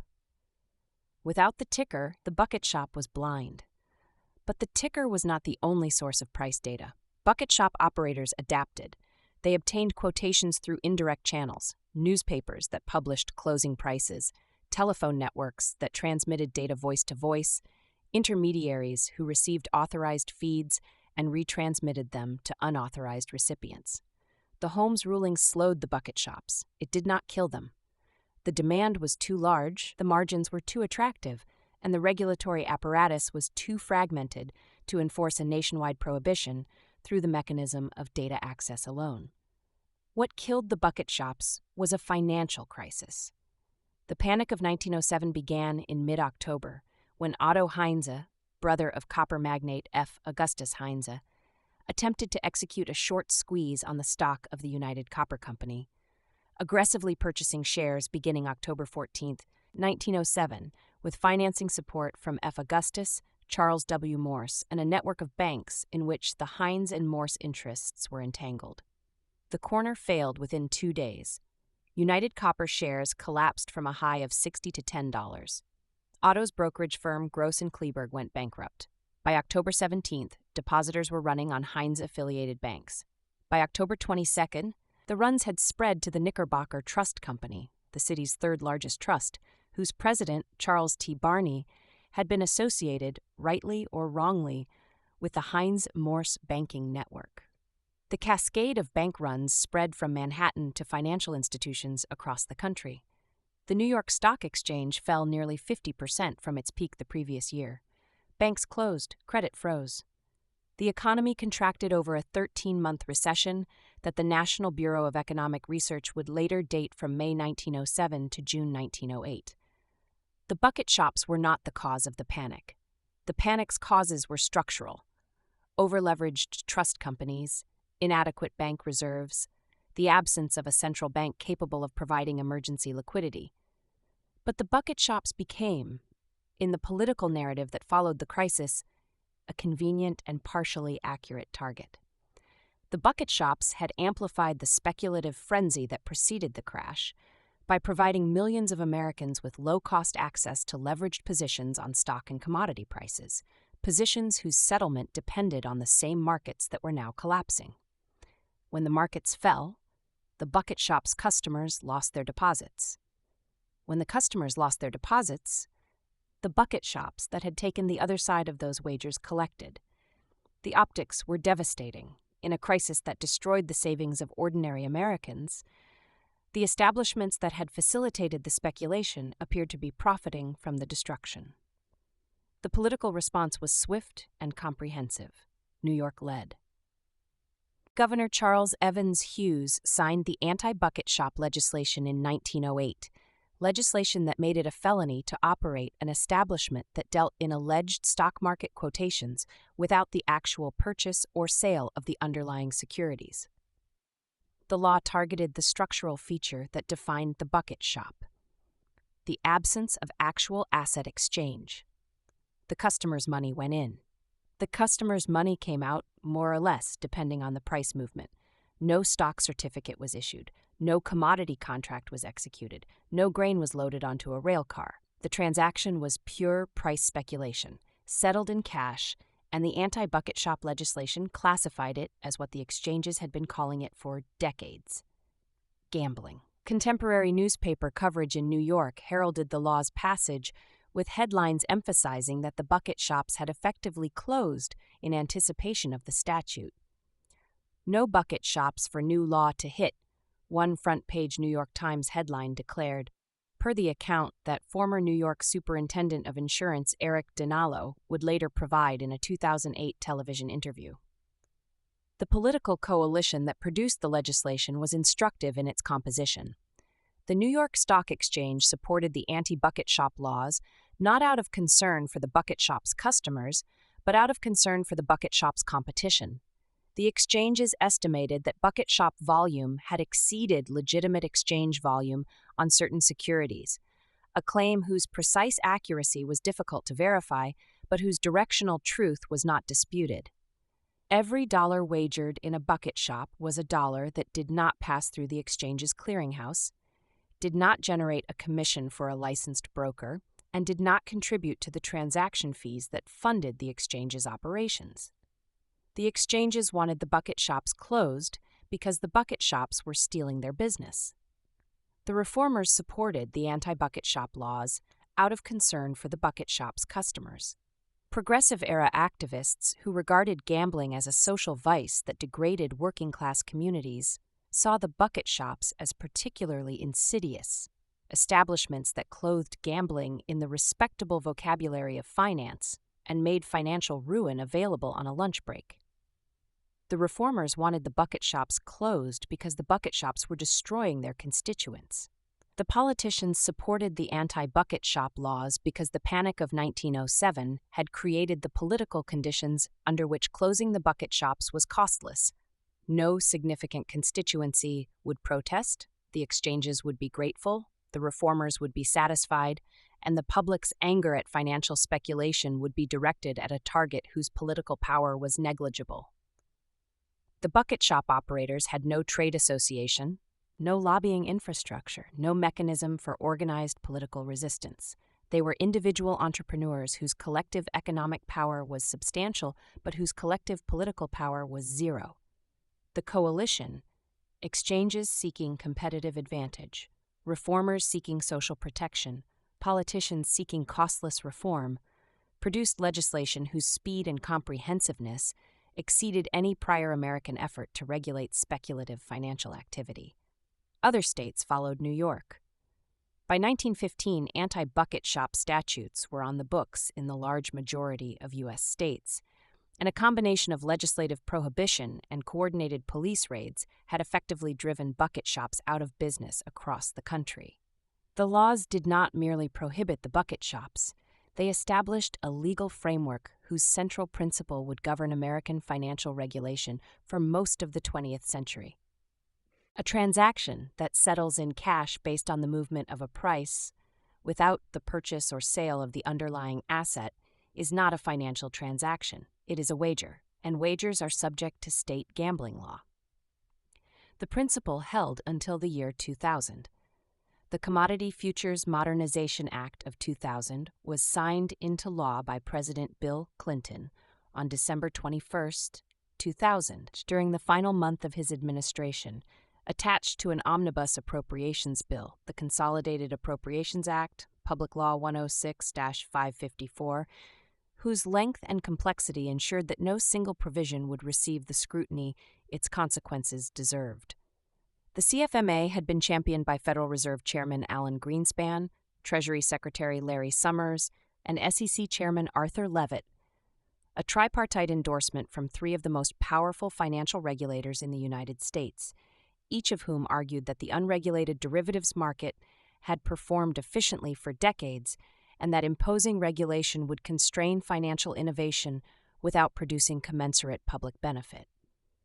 Buried in the statute's multiple preemption provisions, Title I, Per 118, Title II, 210, and Title IV, Fag. 408b, each labeled some variation of preemption, were clauses that stated the Act shall supersede and preempt the application of any state or local law that prohibits or regulates gaming or the operation of bucket shops in the case of certain financial instruments, specifically covered swap agreements and other derivative contracts that fell under the jurisdiction of the Commodity Futures Trading Commission. Former New York Superintendent of Insurance Eric Dinallo would later identify page 262 of the legislation as the location where Congress preempted the states from enforcing existing gambling and bucket shop laws against these types of derivative contracts, a specific page reference that became emblematic of how the preemption had been inserted into a massive omnibus bill with minimal public visibility. The preemption clauses had been inserted at the request of the financial industry, which sought to ensure that a new category of financial instruments, credit default swaps, over-the-counter derivatives, and other synthetic contracts whose settlement depended on the occurrence of specified events rather than on the delivery of underlying assets, would not be subject to the state anti-bucket shop laws that had been enacted after the Panic of 1907. The financial industry's argument was that these instruments were legitimate risk management tools, not speculative wagers, and that subjecting them to state gambling regulation would cripple the market for financial derivatives that had become essential to the operation of the global banking system. The argument was familiar. The bucket shop operators of the 1890s had made a structurally identical argument. Their privileges were financial contracts, not wagers, and subjecting them to state gambling law would deprive ordinary Americans of access to financial markets. The exchanges and the legislators had rejected that argument in 1908. Congress accepted it in 2000. The CFMA's preemption provisions accomplished something remarkable in the history of American financial regulation. They took the same legal framework that the anti-bucket shop laws had established. Cash-settled contracts on price movements are wagers subject to state gambling law, and reversed it. Cash-settled contracts on the outcomes of specified events were no longer wagers. They were derivatives. They were regulated by the CFTC. The states could not touch them. 8 years after the CFMA's passage, the financial instruments it had exempted from state gambling law, credit default swaps, synthetic derivatives, the financial weapons of mass destruction that Warren Buffett had warned about in Berkshire Hathaway's 2002 annual letter, contributed to the worst financial crisis since the Great Depression. The 2008 collapse was not identical to the Panic of 1907, but the structural rhyme was precise enough that multiple commentators, including Eric Dinallo, then serving as Superintendent of Insurance for New York State, described credit default swaps as a revival of the bucket shop. On CBS News' 60 Minutes in October 2008, Dinallo said of credit default swaps, "It's legalized gambling. It was illegal gambling, and we made it legal gambling with absolutely no regulatory controls, zero as far as I can tell." Dinallo added they were bucket shops with computers. In a March 2009 Financial Times op-ed, Dinalo wrote that AIG Financial Products, the unit that sold approximately $500 billion of credit default swaps, may therefore be viewed as the biggest bucket shop in history. The same economic activity, cash-settled wagering on price movements without ownership of the underlying asset, classified under a different legal label, derivative rather than wager, operating in a regulatory gap created by the preemption of the very laws that had been enacted to prevent the activity in the first place. The prediction market event contract occupies the same regulatory space that the CFMA's preemption provisions created. A Kalshi event contract settling on the outcome of the Super Bowl shares three structural features with the bucket shop privilege that C.C. Christie sold in Kansas City, and that operators like him sold in Lower Manhattan, Chicago, and every major American commercial center in the 1890s and early 1900s. The framework's historical rhyme protocol requires that these shared features be identified with precision and that the differences be acknowledged with equal specificity. The first shared feature is settlement based on the outcome of an event the buyer does not control. The bucket shop customer's privilege settled based on the movement of a stock price. The customer had no influence over the stock price. The prediction market customer's event contract settles based on the outcome of a sporting event. The customer cannot influence the sporting event. In both cases, the transaction's payout depends entirely on an external event whose outcome the buyer observes but does not determine. The buyer is a spectator with money at stake. The second shared feature is pricing based on implied probability. The bucket shop operator set the price of the privilege based on his assessment of the probability that the stock would move in the specified direction. The price was not determined by the cost of acquiring the underlying asset. No asset was acquired. It was determined by the operator's estimate of the likelihood of the specified outcome, adjusted by a margin that ensured the operator's profitability over time. The prediction market's event contract is priced through a market mechanism, the order book, where buyers and sellers set prices through competitive bidding, but the price that emerges reflects the market's collective estimate of the probability of the specified outcome. In both cases, the price is a probability expressed in monetary terms. The transaction is not a purchase. It is a position. The third shared feature is regulatory classification under a statute not originally designed to govern the activity. The bucket shop privilege was classified as a financial contract under commercial law, exempting it from state gambling statutes that applied to games of chance. The classification was strategic. The bucket shop operators adopted the vocabulary of finance to avoid the legal consequences of the vocabulary of gambling. The prediction market event contract is classified as a derivative under the Commodity Exchange Act, subjecting it to CFTC jurisdiction and exempting it from state gaming law. The Commodity Exchange Act was enacted in 1936 to regulate agricultural futures markets, contracts for the future delivery of physical commodities like wheat, corn, and cotton. The statute was not designed to govern contracts settling on the outcome of professional football games. The classification of a Super Bowl event contract as a commodity derivative requires the interpretive elasticity that the CEA's framers never anticipated and that the CFTC's current structure may not be equipped to sustain. The three shared features, event contingent settlement, probability-based pricing, and strategic regulatory classification, constitute the structural foundation that the bucket shop and the prediction market share. The rhyme is structural.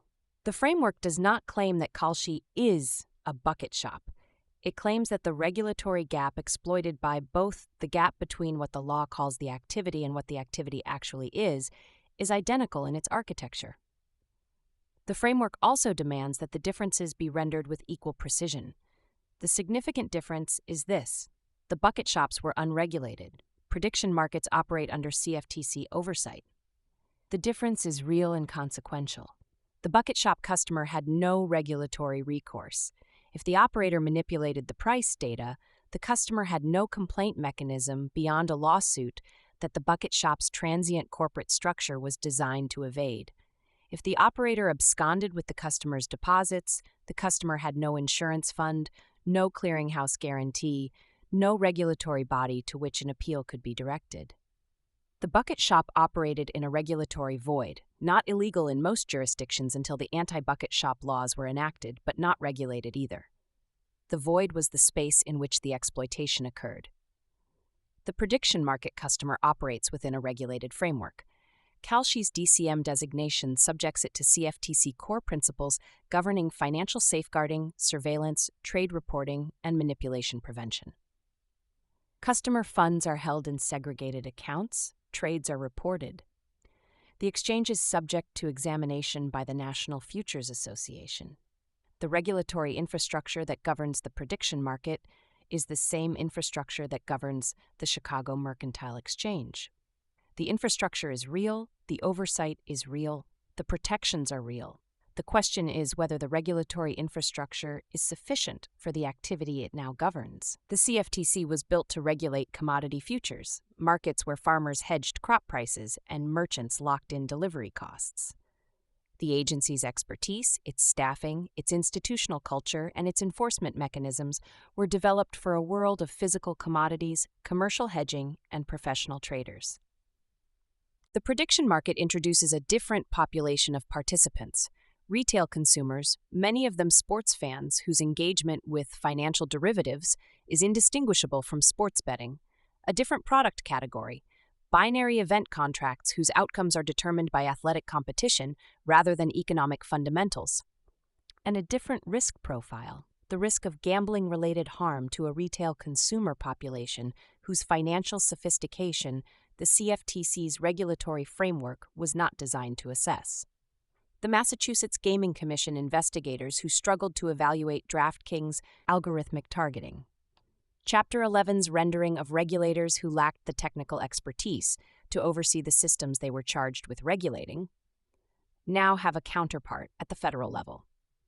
The CFTC, whose acting chairman, Caroline D. Pham, declared in early 2025 that the CFTC must take a forward-looking approach to shifts in market structure and must break with its past hostility to innovation in its approach to prediction markets, faces the same structural challenge, a regulatory agency designed for one category of activity being asked to govern a fundamentally different category that has been classified under its jurisdiction through the same kind of legal elasticity that placed DFS under the UAGIA's fantasy sports exemption. The regulatory framework is different from the bucket shop era. Whether the regulatory outcome is different remains to be seen. The historical pattern suggests a trajectory. The bucket shops operated for approximately 4 decades, from the 1870s to the anti-bucket shop laws of 1908-1915, before the regulatory gap was closed. The wire rooms operated for approximately 4 decades before the Wire Act of 1961. The DFS classification operated for approximately 4 years before attorneys general challenged it in 2015. The sportsbook market has operated under the post-PASPA framework since 2018, 8 years and counting. The prediction market's regulatory gap opened when the CFTC designated Kalshi as a DCM in November 2020 and widened decisively when Kalshi began listing sports event contracts in January 2025. The gap is approximately 15 months old as of April 2026. The states are fighting, the courts are splitting. The federal agency whose jurisdiction the prediction markets claim is understaffed, underfunded, and politically configured by an administration whose appointees have signaled support for the markets they are charged with regulating. The pattern does not predict the timeline, it predicts the direction. In every prior era, the gap between the classification and the economic substance of the activity eventually became too visible for the political system to sustain. The visibility produced a crisis, the Panic of 1907, the Kefauver Committee hearings, the DFS insider trading scandal, the prediction market crisis the current era has not yet produced. The crisis produced a legislative response. The response closed the gap. The book's central argument that the same economic activity has been repackaged under different legal labels across 4 eras of DraftKings' existence, and that each repackaging has exploited the interval between the innovation's deployment and the regulator's response, is not a prediction about the prediction market's future. It is an observation about the prediction market's structural ancestry. The bucket shop privilege and the prediction market event contract are not the same instrument. They are instruments that share a structural logic whose history the present chapter has rendered. The question for DraftKings is not whether the prediction market is a bucket shop. The question is whether the regulatory gap that the prediction market exploits will follow the trajectory that every previous regulatory gap has followed, and whether the company that has built its empire in the space between what the law calls an activity and what the activity actually is will be able to sustain its position when the law inevitably catches up. The law always catches up. The question is the interval. The political coalition that will determine whether the prediction market gap closes is assembling with a composition that the bucket shop era would recognize. The state gaming commissions, the modern equivalents of the exchanges that fought the bucket shops, seek to protect their regulatory jurisdiction and the tax revenue it generates. The responsible gaming advocates, the modern equivalents of the progressive era reformers, seek to protect the retail consumers who are being classified as traders when their behavioral patterns are indistinguishable from bettors. The state legislators, the modern equivalents of the politicians who signed the anti-bucket shop laws, seek a politically costless mechanism for asserting state authority over an activity their constituents understand as gambling, regardless of what the federal government calls it. The prediction market operators, the modern equivalents of C.C. Christie of Kansas City, possess something their predecessors did not: a trade association, a lobbying infrastructure, political allies in the federal government, and a regulatory designation that carries the institutional weight of the Commodity Exchange Act. The bucket shop operators were politically defenseless. The prediction market operators are not. The question of whether this difference alters the trajectory is the question the courts will answer, the legislatures will debate, and the next chapter of the DraftKings story will be written upon. The high school football coach in New Jersey, who had entered the DraftKings ecosystem in 2015, who had been converted to the sportsbook in 2018, who had been offered the casino tab since 2021, who had noticed the lottery tab in 2024, opened the DraftKings app on a Tuesday evening in January 2026 and saw an advertisement for a product he had not seen before. DraftKings predictions. The advertisement described the product as a new way to trade on the outcomes of the events and games he followed. The language was deliberate. The word was trade, not bet. The activity was the same. The label was different. The label had always been the innovation. Chapter 15. Railbird. Railbird Technologies, Inc. had been incorporated in Delaware, operated from offices whose precise location generated less media coverage than the company's regulatory designation, and employed a staff whose headcount was small enough that the entire organization could have fit in the spare bedroom where DraftKings had been founded 13 years earlier. The company possessed no consumer brand. It operated no consumer-facing application. It had no database of millions of sports-engaged Americans. It processed no billions in annual transaction volume. What it possessed was a piece of paper. The piece of paper was a designated contract market designation issued by the Commodity Futures Trading Commission, documented in the CFTC's industry filings, and effective as of June 13, 2025. The designation authorized Railbird Exchange LLC, a wholly owned subsidiary of Railbird Technologies, to list and trade event contracts under the regulatory framework of the Commodity Exchange Act.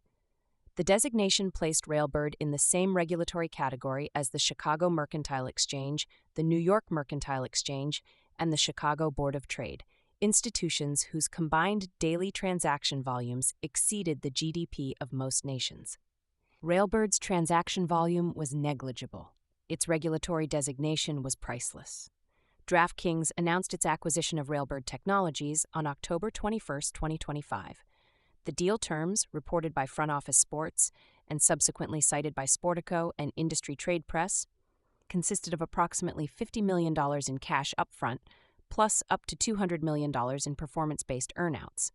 Total potential consideration of up to $250 million. The upfront payment was, by the standards of DraftKings acquisition history, trivial, less than 1/11th of the Golden Nugget online gaming deal's all-stock consideration, reported at $1.56 billion, less than 1/15th of the Jackpocket deal, $750 million cash and stock. The earnout-heavy structure reflected the regulatory uncertainty of the prediction market category. Much of the acquisition's value was contingent on the resolution of the federalism litigation that would determine whether DraftKings predictions could operate at commercial scale. The structure itself was a bet on the gap, the same kind of contingent payment design that DraftKings' own investors had used when the company was a DFS startup, whose classification as a game of skill had not yet been tested. Golden Nugget had provided a casino brand. Jackpocket had provided a lottery database. SBTech had provided a betting engine. Railbird provided a federal license. The acquisition's logic was identical to the logic that had driven every pivotal transaction in DraftKings history. Buy the capability you need to enter a market before the market's window of first-mover advantage closes. The $1.4 million seed round led by Atlas Venture in mid-2012 had funded the DFS platform in its first year of operation. The SBTech acquisition had provided the betting engine before the state-by-state sportsbook expansion. The Golden Nugget deal had provided the casino brand before the iGaming vertical reached maturity. In each case, the company had identified the capability gap, acquired the solution, and deployed it faster than competitors who were building from scratch. The competitors, in this instance, were numerous and well-funded. Polymarket had acquired QCX, a CFTC-licensed exchange, for $112 million in July 2025. FanDuel had announced a partnership with CME Group to develop its own event contracts platform on August 20, 2025. Robinhood had launched prediction markets through a partnership with Kalshi in March 2025. Crypto.com's derivatives affiliate was preparing to support multiple gaming operators' prediction market offerings through the CFTC-regulated framework. The race for the prediction market was producing the same competitive dynamics that the race for the sportsbook had produced in 2018. Multiple well-capitalized entrants converging on a newly legal market whose first-mover advantages would compound with each month of operational experience. DraftKings' advantage was the same advantage it had carried into every previous market.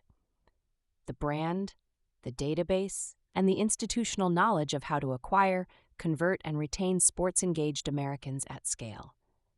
The company's approximately 10 million registered DFS users and 4.8 million monthly unique paying customers, averaged across sportsbook, iGaming, DFS, and Jackpocket products in the fourth quarter of 2025, constituted a pre-qualified population that no prediction market startup could replicate.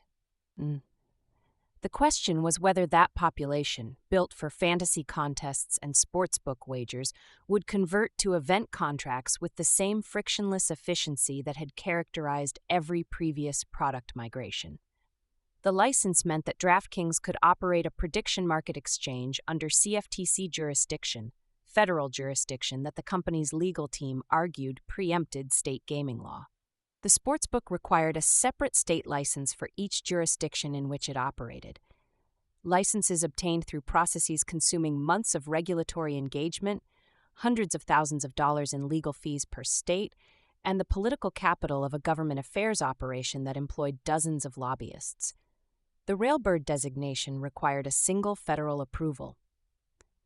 By the end of 2025, DraftKings Sportsbook was live in 28 states plus the District of Columbia, Puerto Rico, and Ontario, Canada, with Missouri scheduled to launch December 1, 2025, bringing the total to 29 states. The prediction market, operating under the Railbird DCM designation and the CME partnership, could reach 38 states, including California, Texas, Florida, and Georgia, the four largest states by population where traditional online sports betting remained illegal. The arithmetic was the argument: 28 or 29 states versus 38 states, state-by-state licensing versus federal designation. The combined population of California, Texas, Florida, and Georgia alone was approximately 103 million Americans. more than a quarter of the country, none of whom could legally place a sports bet through the DraftKings Sportsbook, but who could, under the CFTC framework, purchase an event contract on the same sporting event through DraftKings Predictions. Robbins had described the acquisition in his November 7, 2025 Q3 earnings call as a move that positioned DraftKings to win in this incremental space. His broader framing was more direct. "This is the most bullish I've ever felt about the future of DraftKings." The language was measured. The ambition was not. Internal projections referenced in investor presentations estimated the prediction market's total addressable revenue opportunity at $10 billion annually, a figure that exceeded the company's entire fiscal year 2025 revenue of $6.5 billion. If the projection materialized, the prediction market vertical would not be an incremental addition to the DraftKings ecosystem. It would be the ecosystem's center of gravity. The regulatory architecture that DraftKings constructed around the Railbird acquisition was layered with a precision that reflected the company's 13 years of experience navigating the gap between what regulators intended and what the law permitted. DraftKings did not use the Railbird exchange directly at launch. Instead, the company structured its prediction market operation as a brokerage, an introducing broker in the CFTC's regulatory taxonomy. DraftKings Predictions, operating through the wholly owned subsidiary Gus3 LLC, doing business as DraftKings Predictions, registered with the CFTC as an IB, and obtained membership in the National Futures Association, the self-regulatory organization that oversaw futures industry participants. The NFA approval was granted in early December 2025, days before the app launched. The IB designation meant that DraftKings Predictions did not itself execute trades or hold customer funds. It introduced customers to a futures commission merchant, Wedbush Securities, a registered FCM, which held all customer deposits and executed orders on behalf of DraftKings customers on an exchange. The exchange at launch was not Railbird. It was CME Group, the Chicago Mercantile Exchange, the most established derivatives exchange in the world, whose institutional credibility provided the prediction market product with a legitimacy that no startup exchange could match. CME Group listed event contracts, including contracts on sports outcomes, that DraftKings' customers could trade through the DraftKings Predictions app, with orders routed through Wedbush to CME's matching engine for execution. The architecture placed three regulated entities between the customer and the trade: DraftKings Predictions via Gus3 LLC IB, Wedbush Securities FCM, and CME Group DCM. Each entity was federally regulated. Each was a member of the NFA. The layered structure was designed to demonstrate to regulators, to courts, to state attorneys general who might challenge the product that DraftKings Predictions operated within the existing federal financial regulatory framework, not outside it. The same CME Group exchange infrastructure also underpinned FanDuel's parallel launch, FanDuel Predicts, which went live December 22, 2025 in 5 initial states, meaning both DraftKings Predictions and FanDuel Predicts users transacted on the same underlying CME Group exchange. Railbird Exchange would be integrated later, once the company had demonstrated the product's viability and the regulatory landscape had stabilized. When integrated, Railbird would give DraftKings what CME Group lacked: a proprietary exchange on which DraftKings could list its own event contracts, set its own market parameters, and capture the exchange fees that CME currently retained. The CME partnership was the launch vehicle. The Railbird exchange was the destination. The distinction between launching on a partner's exchange and operating your own was the distinction between renting and owning, the same distinction that had driven the SBTech acquisition when DraftKings replaced Kambi's third-party sportsbook technology with a proprietary platform. The pattern was institutional memory deployed as strategy. Rent the infrastructure to enter the market fast, then build proprietary infrastructure to control it. DraftKings Predictions launched on December 19, 2025, 6 days before Christmas. The app appeared in the iOS App Store and Google Play Store as a standalone product, separate from the DraftKings Sportsbook, DraftKings Casino, DraftKings DFS, and Jackpocket apps that constituted the company's existing product portfolio. The separation was deliberate and, in the context of the single wallet architecture that had defined DraftKings' product strategy since the SBTech integration, notable. The sportsbook, the casino, and the DFS product shared a single wallet. One deposit, one balance, one tap migration between products. DraftKings predictions did not connect to the single wallet. Funds could not be transferred between the sportsbook account and the prediction market account. The accounts were separate, the wallets were separate. The regulatory frameworks were separate. The separation was a legal necessity. The sportsbook operated under state gaming licenses. The prediction market operated under federal CFTC oversight. Commingling funds between a state-regulated gambling product and a federally regulated financial product would create regulatory exposure in both directions.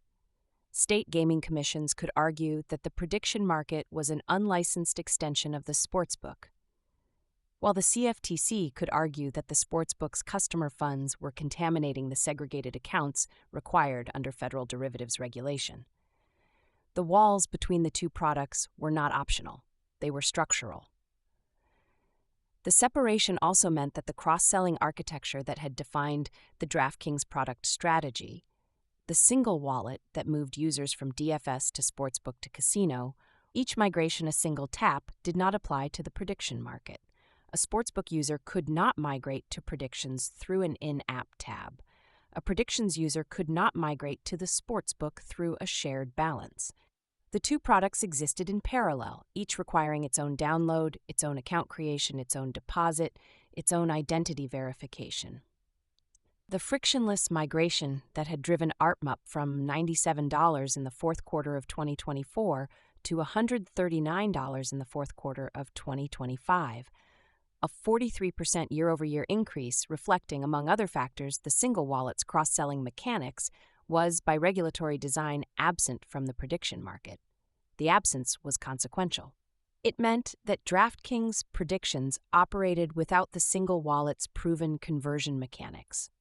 It also meant that the prediction market's responsible gaming framework, rebranded as responsible trading to match the product's financial classification, operated independently of the sportsbook's responsible gaming infrastructure. A user who had self-excluded from the DraftKings sportsbook was not automatically excluded from DraftKings predictions. The accounts were separate, the exclusion lists were separate, the regulatory authorities were separate.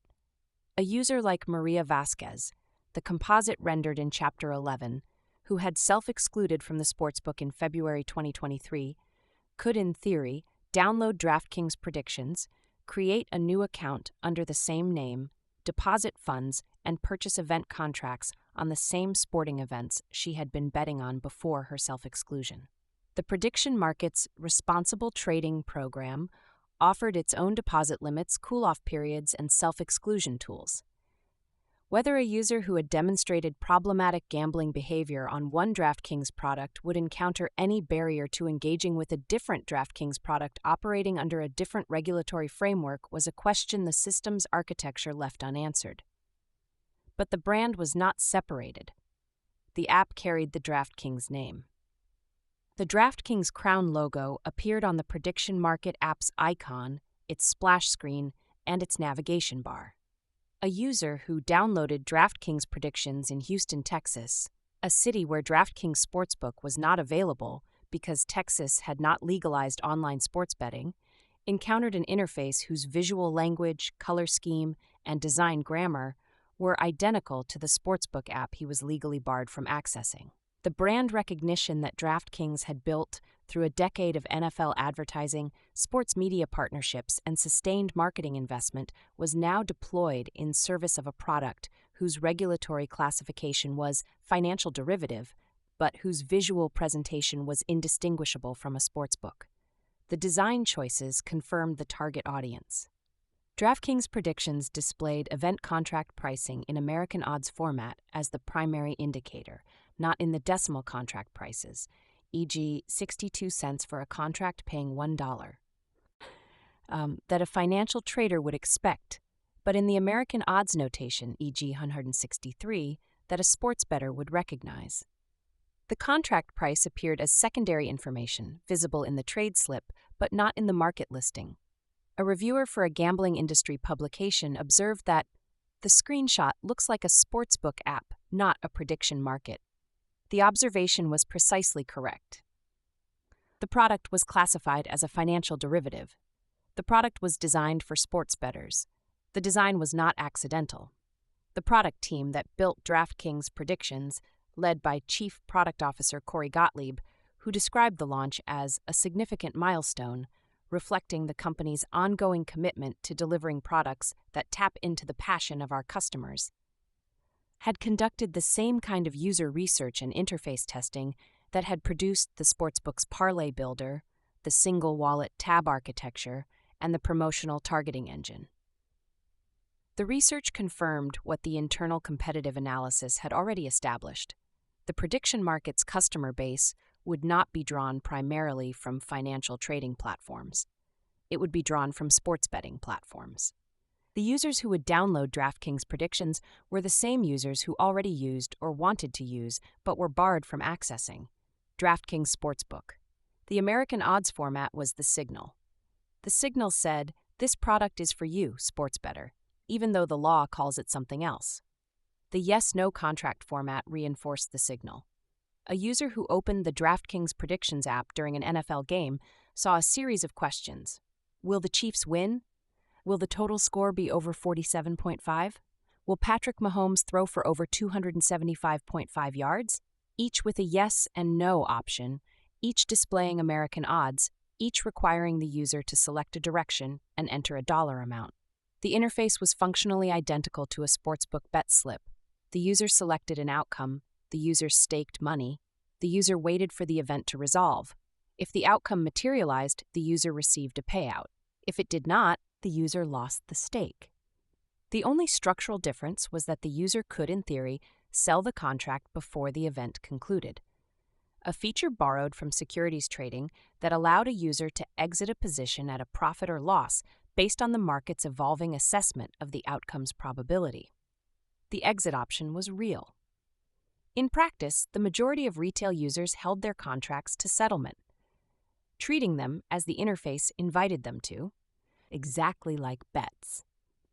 The $10 billion annual revenue projection that DraftKings investor presentations attributed to the prediction market opportunity was, like all corporate revenue projections, a statement of ambition rather than a statement of fact.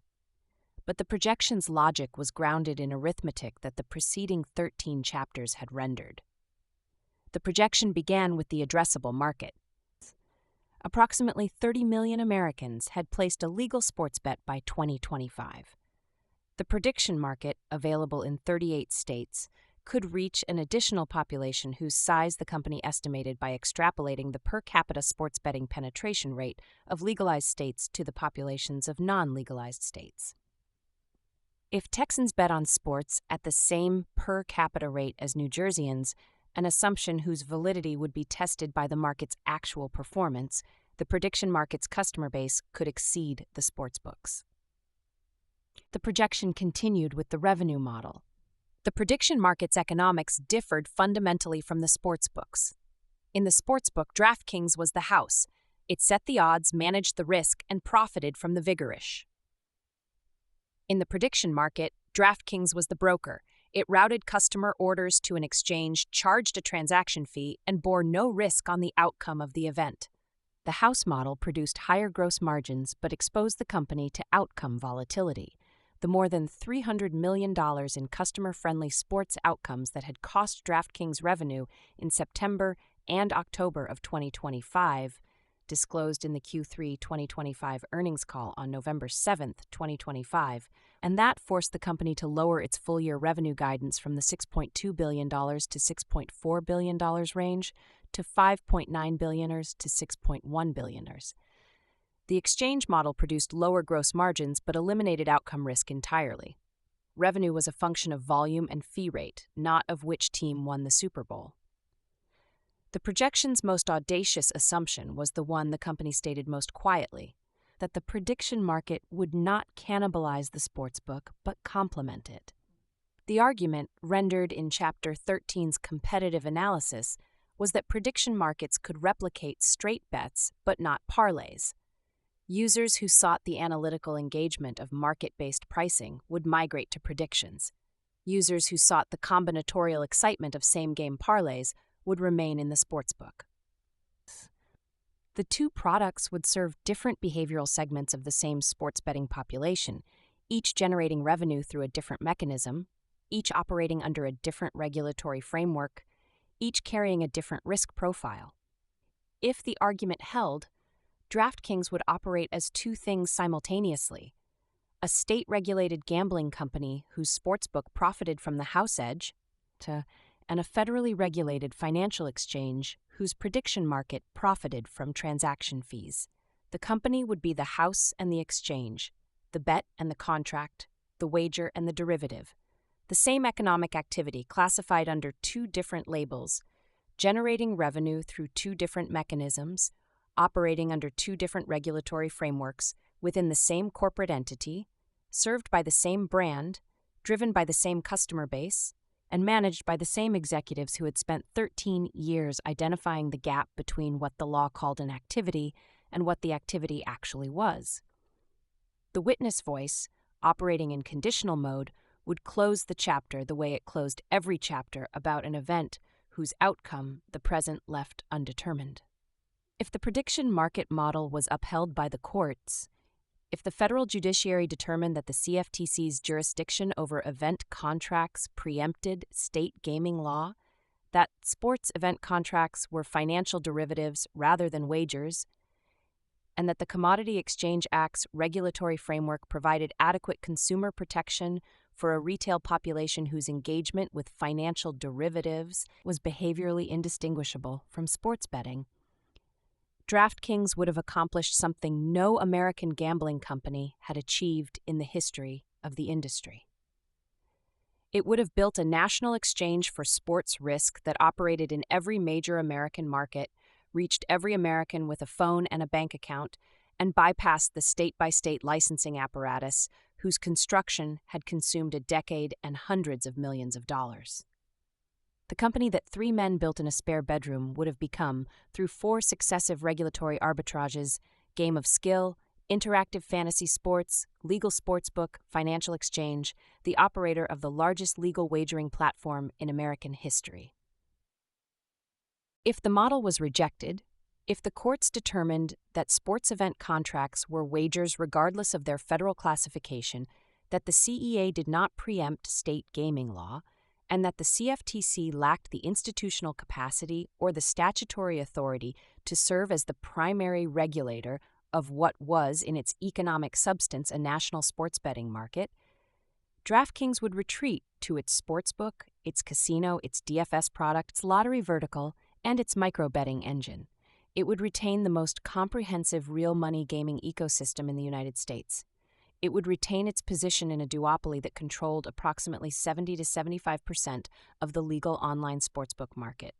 It would retain the 4.8 million Q4 2025 monthly unique paying customers and the $6.5 billion in FY 2025 revenue. It would survive. It would be large. It would be confined. The gap was open. The money was flowing through it. The courts had not ruled. The legislatures had not acted. The CFTC had not intervened. The states were suing. The companies were launching. The users were downloading. The contracts were trading. The American odds were displaying on phone screens in Houston and Atlanta and Miami and Los Angeles, cities where no legal sportsbook operated, but where a DraftKings product, wearing the DraftKings crown, displaying the DraftKings odds, processing the DraftKings customers' money, was live. The product had launched on December 19, 2025, 6 days before Christmas. Within 2 months, DraftKings had expanded its prediction market catalog through a partnership with Crypto.com's derivatives affiliate, Crypto.com Derivatives North America, CDNA, a CFTC-registered designated contract market and derivatives clearing organization. Announced on February 6, 2026. The partnership introduced the first player-specific sports event contracts on DraftKings predictions, covering both the NFL and NBA, and expanded the sports catalog to include soccer, MMA, golf, boxing, tennis, and the Olympic Games. broadening the range of available event contracts and deepening the market liquidity that would determine whether the platform could compete with Kalshi's head start and Polymarket's crypto-native user base. The Super Bowl, the annual event that concentrated more American wagering volume into a single day than any other, arrived on Sunday, February 8th, 2026, at Levi's Stadium in Santa Clara, California, where the Seattle Seahawks defeated the New England Patriots 29-13. DraftKings Predictions processed its first Super Bowl contracts alongside its sportsbook's traditional wagers, operating two products simultaneously on the same event, for the same customer base, under two different regulatory frameworks through two different apps, with two different wallet balances. The company was, in that moment, the living embodiment of the book's central argument. The same economic activity, wagering money on the outcome of the Super Bowl, classified under two different legal labels, generating revenue through two different mechanisms, regulated by two different governmental authorities, operated by the same company from the same Boston headquarters, managed by the same CEO who had started in a Watertown spare bedroom 13 years earlier. The label was different. The screen looked the same. The high school football coach in New Jersey did not download DraftKings Predictions. He had the sportsbook. He did not need a prediction market. He placed his Super Bowl same-game parlay the way he had placed every parlay since the tab appeared in 2018, through the DraftKings Sportsbook app, using the single wallet, funded by the deposit that traced its lineage back to the $20 he had deposited on a fantasy football contest in 2015. The parlay lost. It usually did. The household on a four-leg same-game parlay ensured that over time, the aggregate of parlays like his would produce the revenue that appeared on the Q4 2025 earnings slide as the company's $139 quarterly ARPMUP figure. He did not think about the ARPMUP. He thought about the fourth quarter interception that cost him the final leg. But his brother-in-law in Austin, Texas, a man who had watched the coach's Saturday morning DFS sessions for years with the mild envy of someone who lived in a state where the sportsbook was not available, downloaded DraftKings Predictions during the NFC Championship game, 2 weeks before the Super Bowl. The brother-in-law had never placed a sports bet. He had never held a financial derivative. He had never purchased an event contract. He had played fantasy football in a season-long league with coworkers for 6 years. He had opinions about the teams. He had a phone. The app was free. The registration took 90 seconds. The questions were simple. Yes or no. The odds were American. The crown was green.